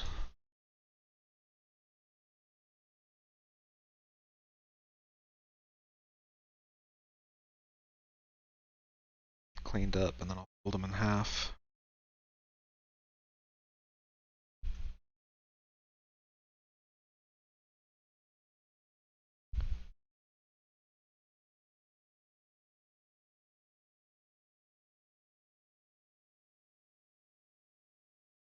So there's the catapult mechanism.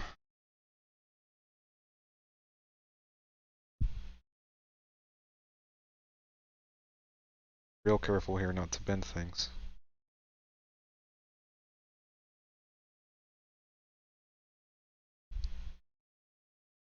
Already be difficult to line up the two halves.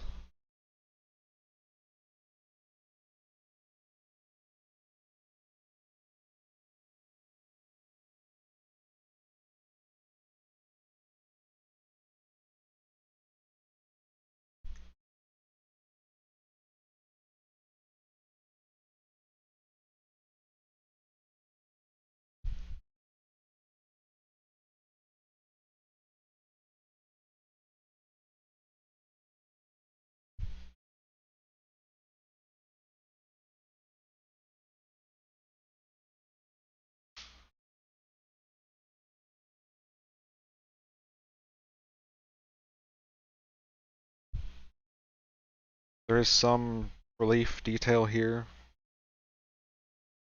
that needs to be on the outside. So I'm going to use my pliers here to try to give myself an optimal chance of bending this in half. And that right on the edge there.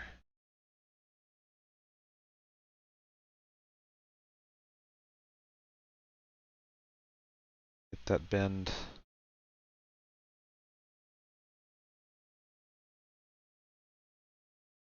far along as I can. Trying to push it together. We'll come back and put some super glue halves, but I'm just trying to make sure everything's aligned first. Best I can.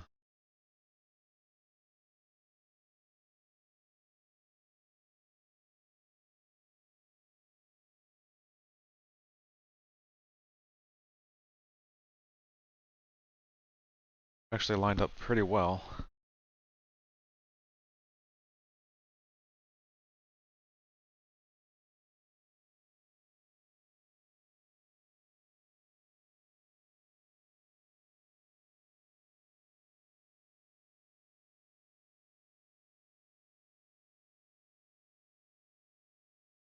Just going to take a bead of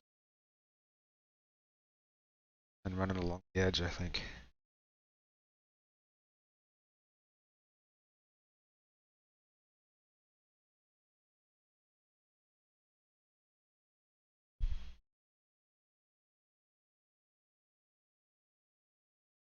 Cables, I'll run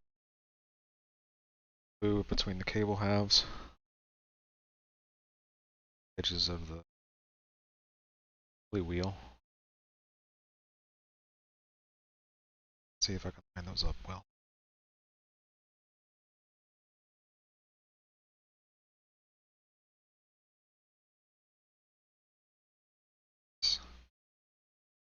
Like I knew what I was doing.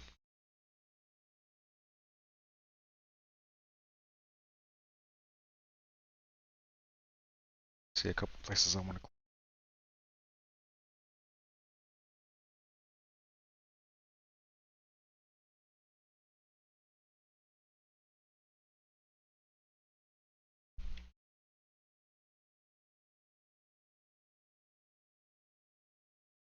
Right.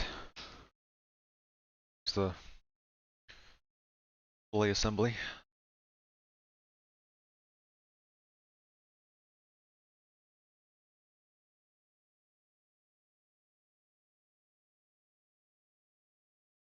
and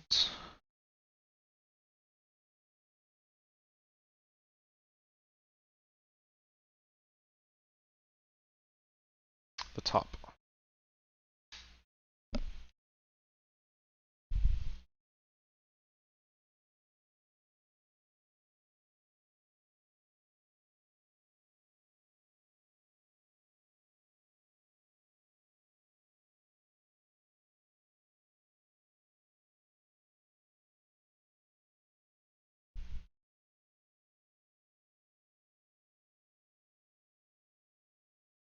This is quite a nice piece of brass here. There's detail on it.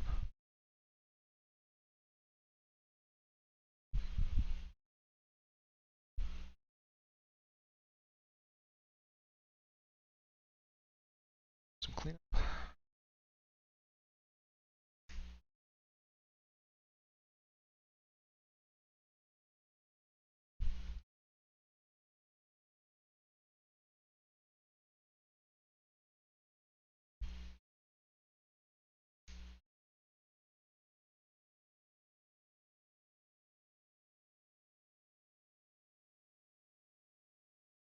Cool.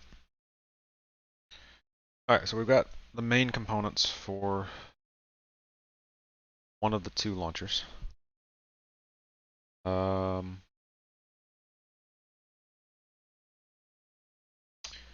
There are some catwalk components that I need to find.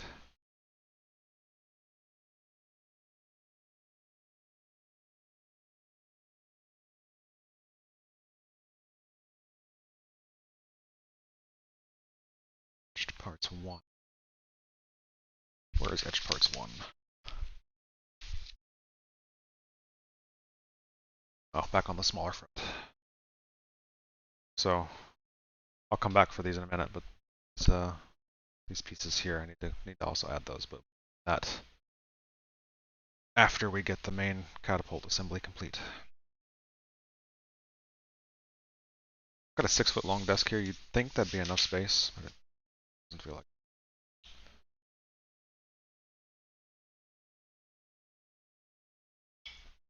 All right.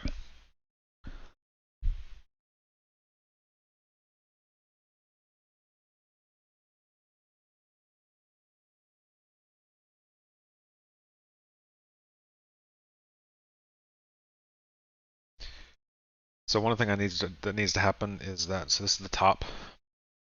The catapult mechanism actually needs to fit so that there's a little hole you may not be able to see here next to my thumb. It actually has a point where the catapult wheel sticks through. Let's see if we can get that in place. Because once we get the other components on, we won't be able to.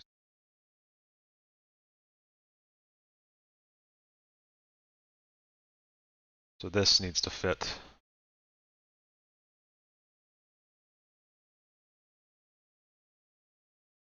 like this. That catapult wheel sticks in the middle.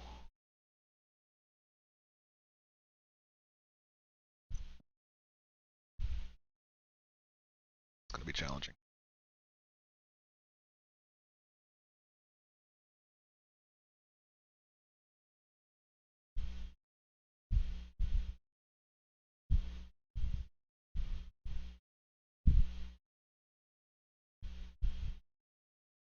Okay, let's see what we can do.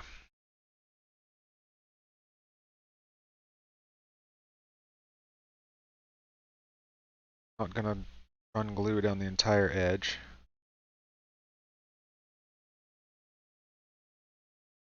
Spots here and there. Line up the wheel.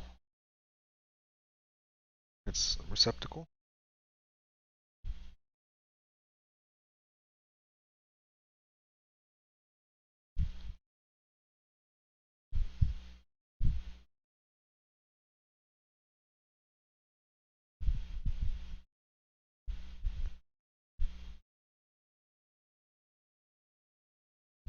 Bottom plate or top plate keeps.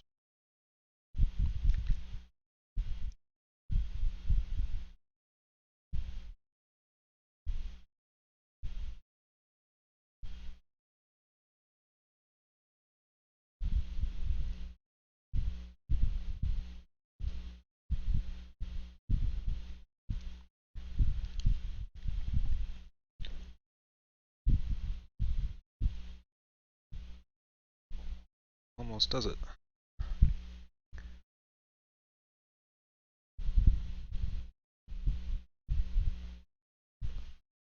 Get a little sand here.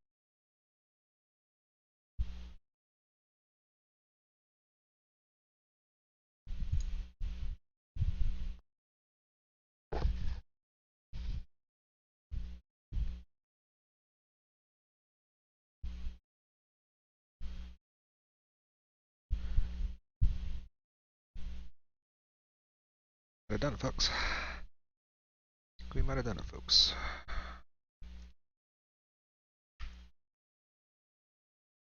Not bad.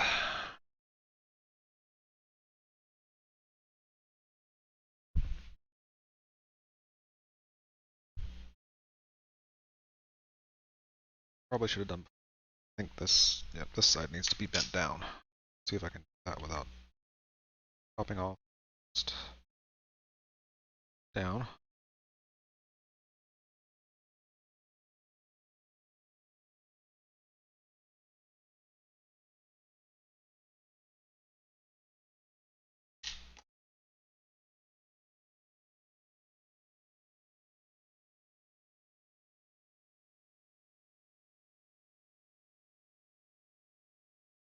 Got the bend started.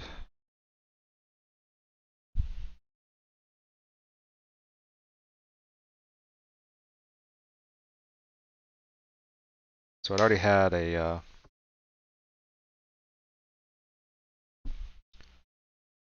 little guide point to help me bend it correctly.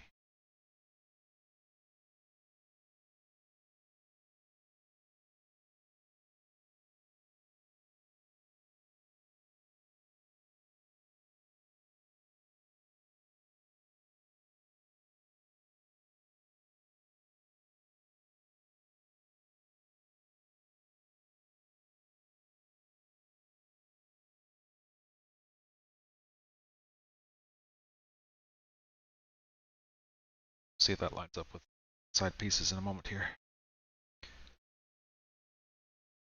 Some additional bending. Thing to remember for the second one though. That does need to be vertical. Okay. This to bend up just a bit. End bends up completely.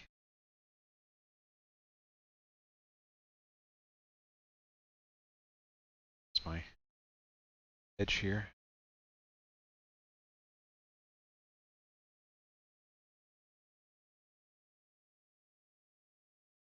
So that's supposed to align with, let's see.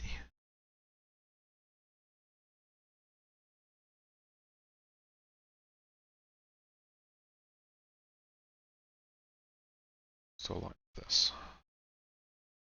Let's make sure it's bent correctly before we start gluing things together and have to rebend things.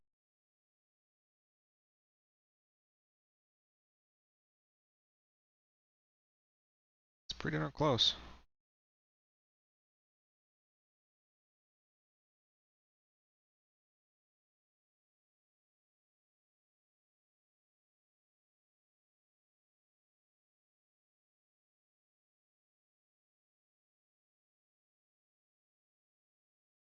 So I'm trying to align the bottom, the edge of the frame here.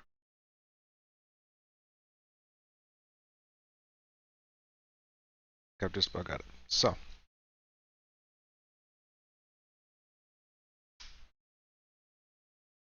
little bit of glue.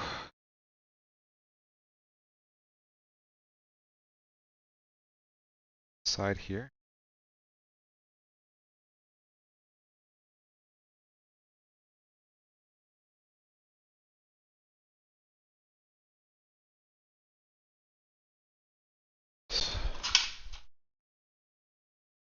Second.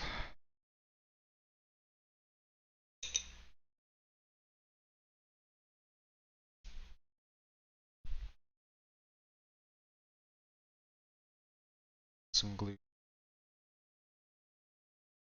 here with it.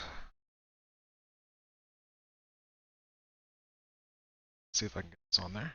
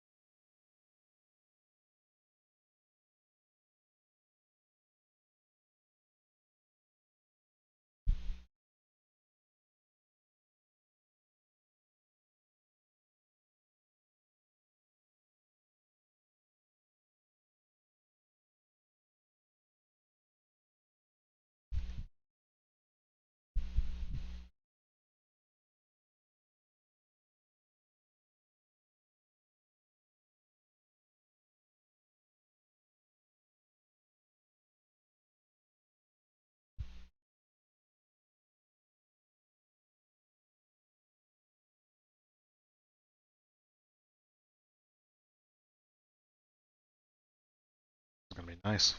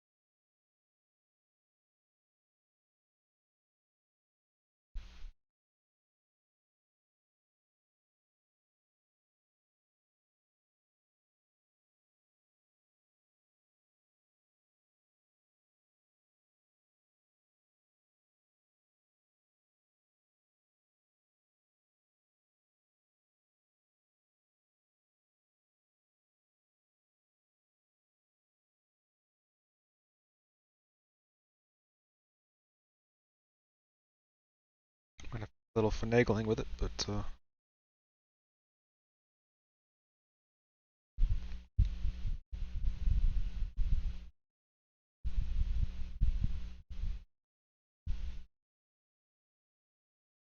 backside just doesn't want to stay glued.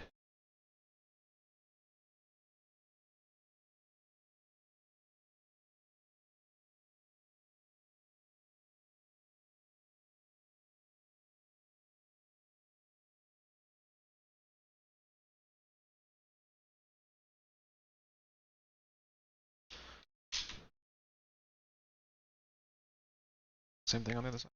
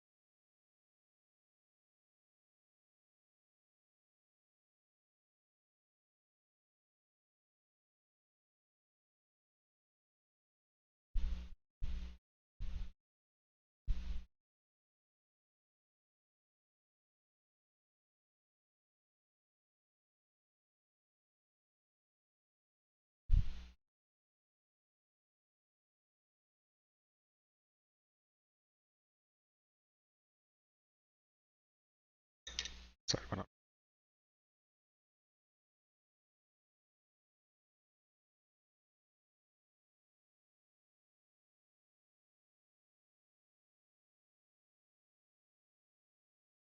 That's it for just a second.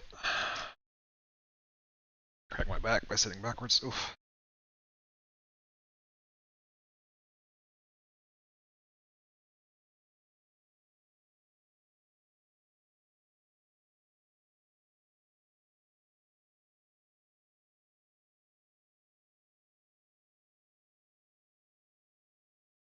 Okay, we now need to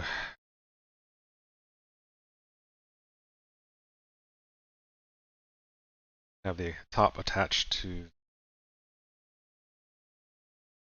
sides.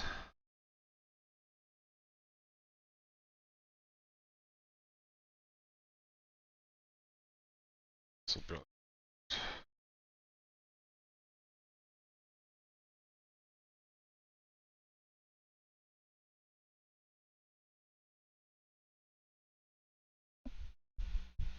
sides should be okay.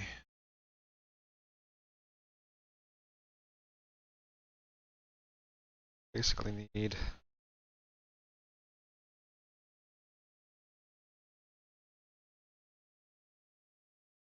it to happen. Way that nothing pops, like I just popped something. Pop that side.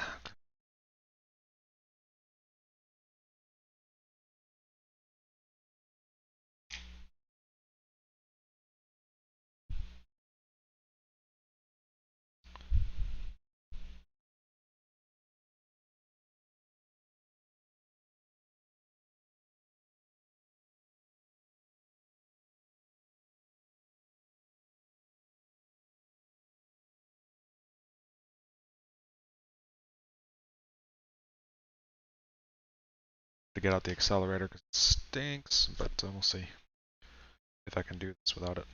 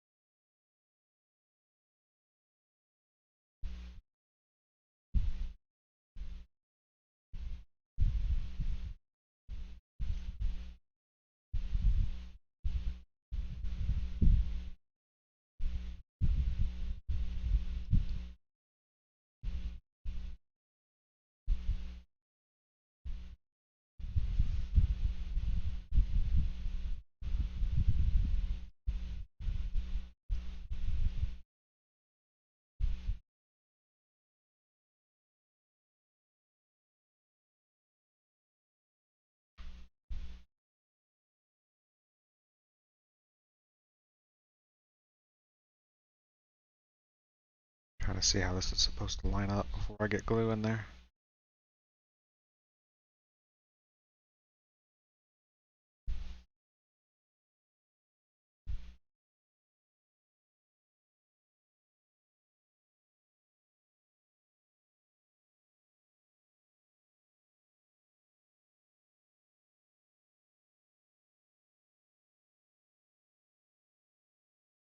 I'm not sure. This is one of those areas where the wet instant instructions aren't great. I've had other kits where be quite explicit on what sat upon what.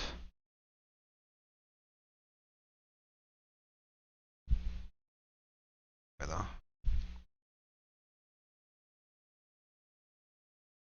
So I will just have to start from the front, work my way back, and then whatever I pop on the underside, I'll just have to glue back together. I think I'm going to refresh my super glue pot.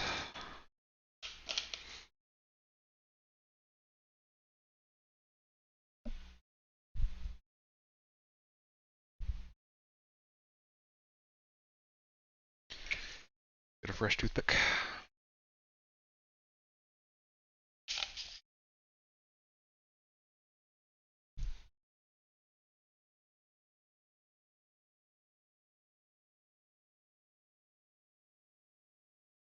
I'm basically going to run a bead of super glue around the tops of the sides. I'll worry about the backside last.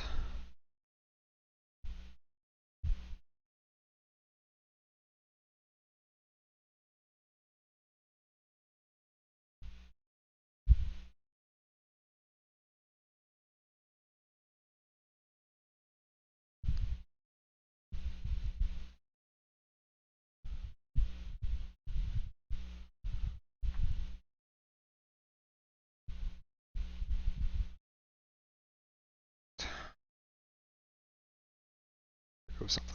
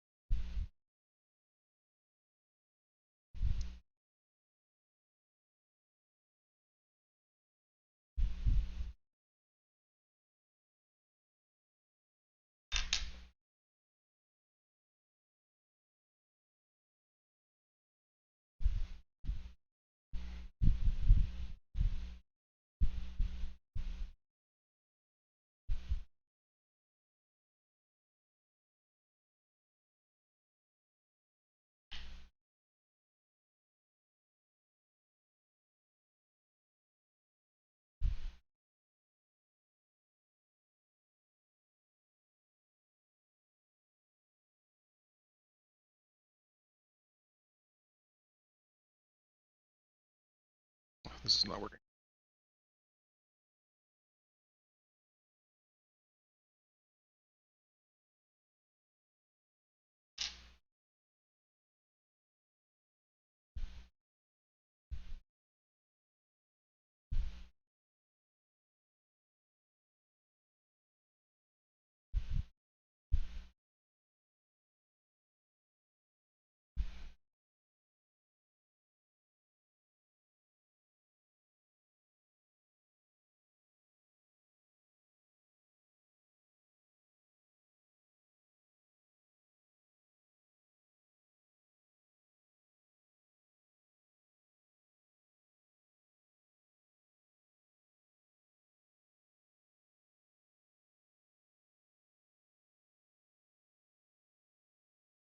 Pro tip, don't drop.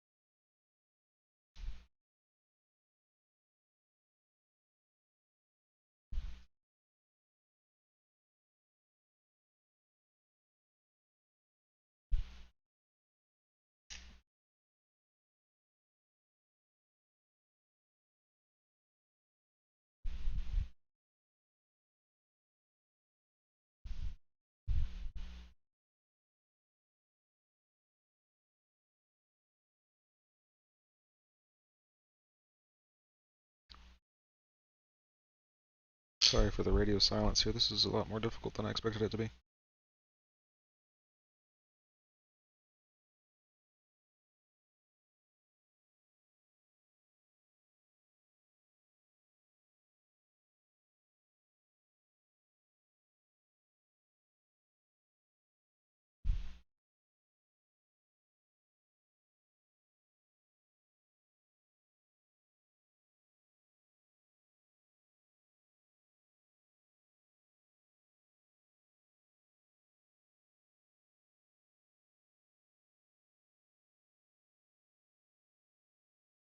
It's not going.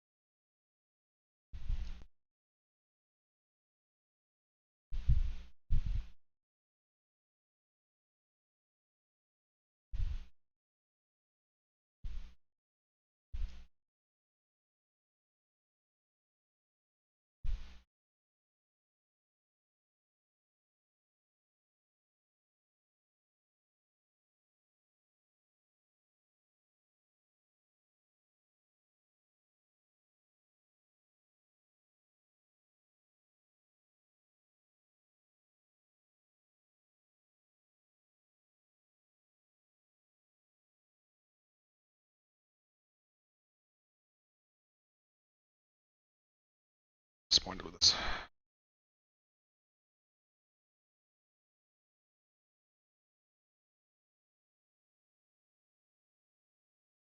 Take it apart.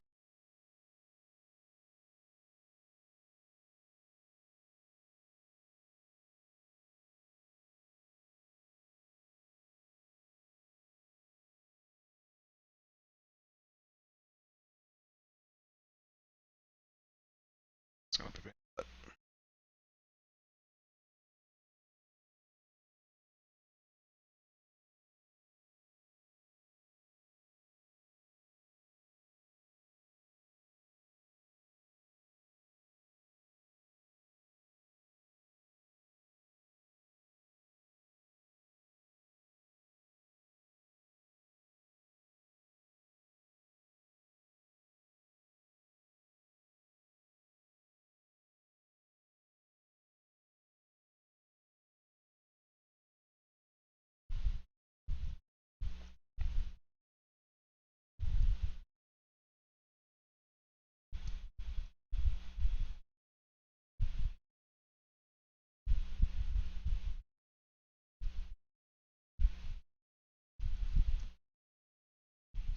Alright, I'm going to take this apart, obviously, because I already have. Um, Clean it up a little bit and try again. That did not sit together. I don't know why.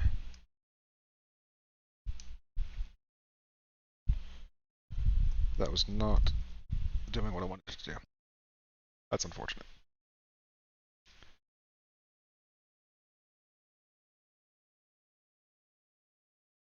I hate having to do this.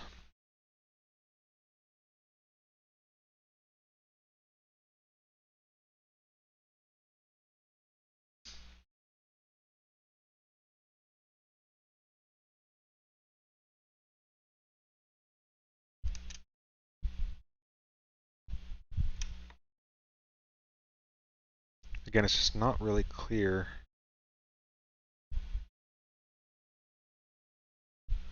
how all this is supposed to go together from the picture.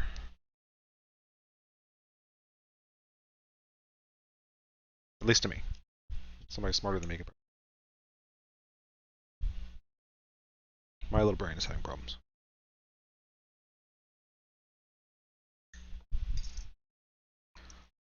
I'm just going to clean off some of the glue.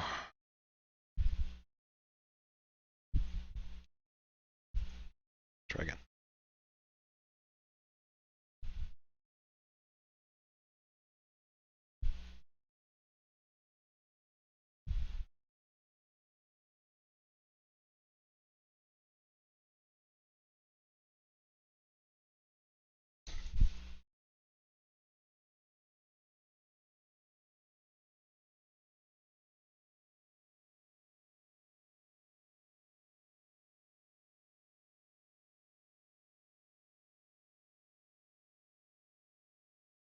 That was the other problem. Even if I could have gotten things aligned correctly, I was already kind of overboard with the glue, just trying to get things to stick like they were supposed to, or like I thought they were supposed to.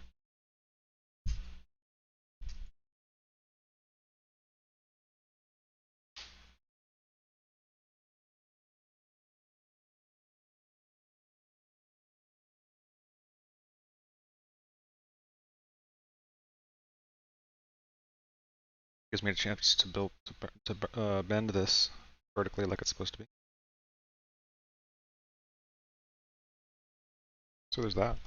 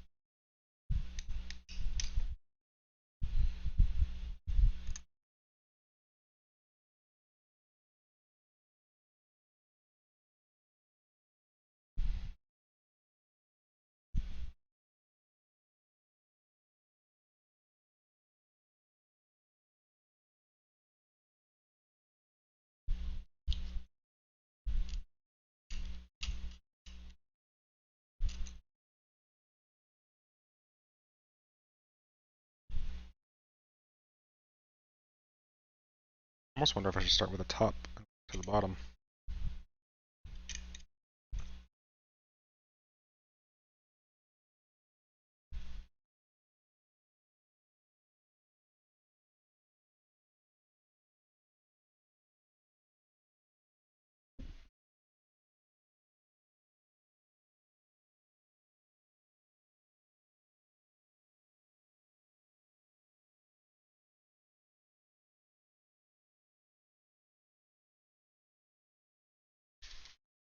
Might just do that just to see if it helps.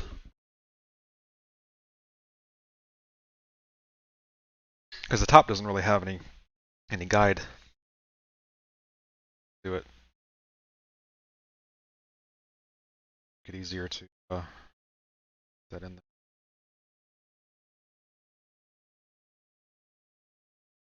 That's what I'm gonna try. First I've got to get catapult back on there.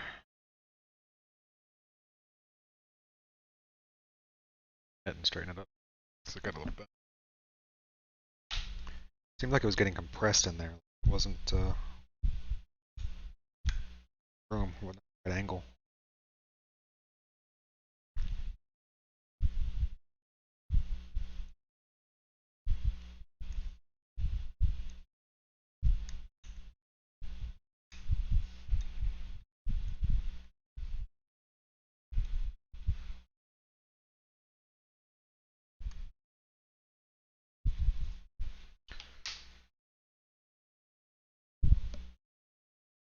Barely deeper than the sides. That's odd.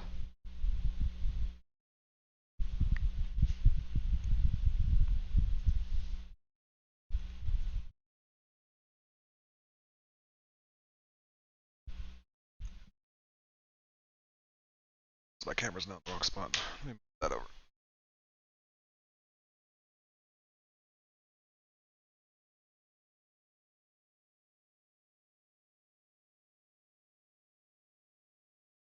That's any better.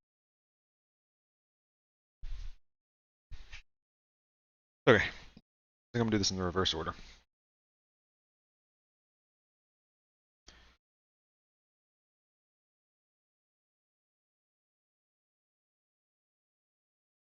Well, almost the reverse order. I gotta get the catapult back, or the mechanism.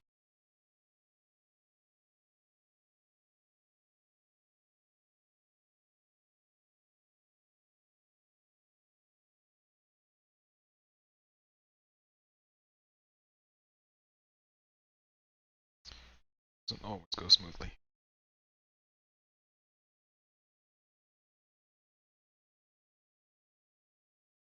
Second one will go smoother than this.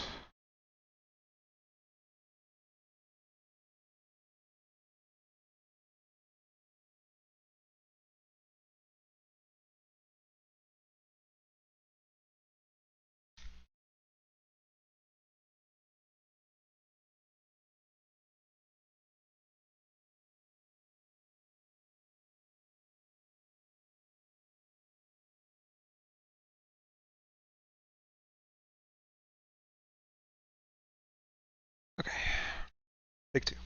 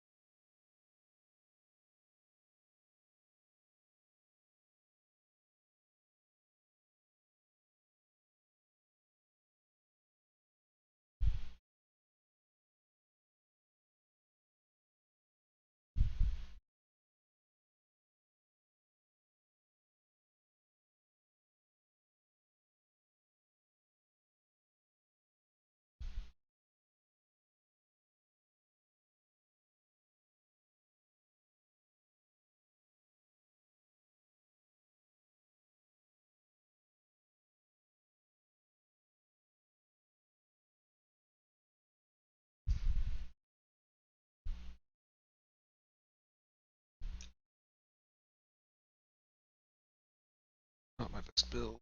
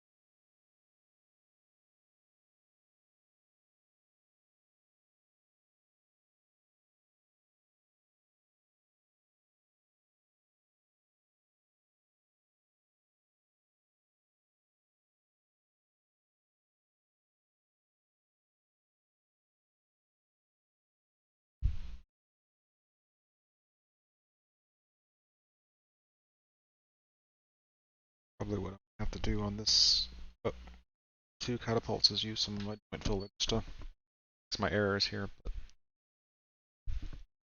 we're learning.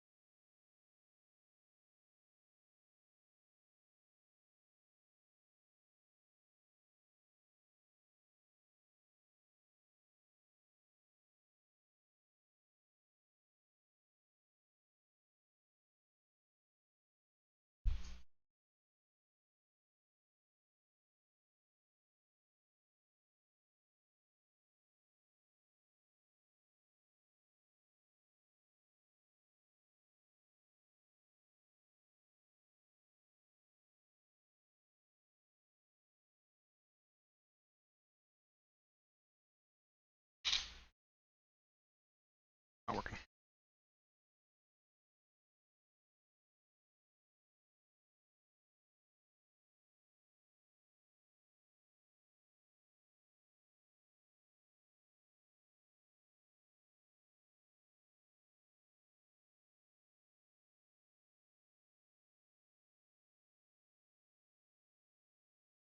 I think I might just have to step away for a while.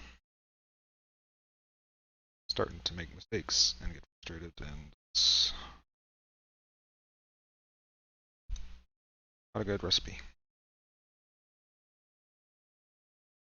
So, as disappointing as that may be, I'm put the stream down here. I may come back and try to work on this again a little bit, but I need to not be bent over and staring at it. So, not a happy note to end on, but and we didn't get much done today.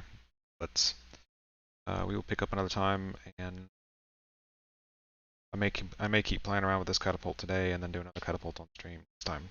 I understand why this time. So thanks for hanging out. At least enjoyed some chatting.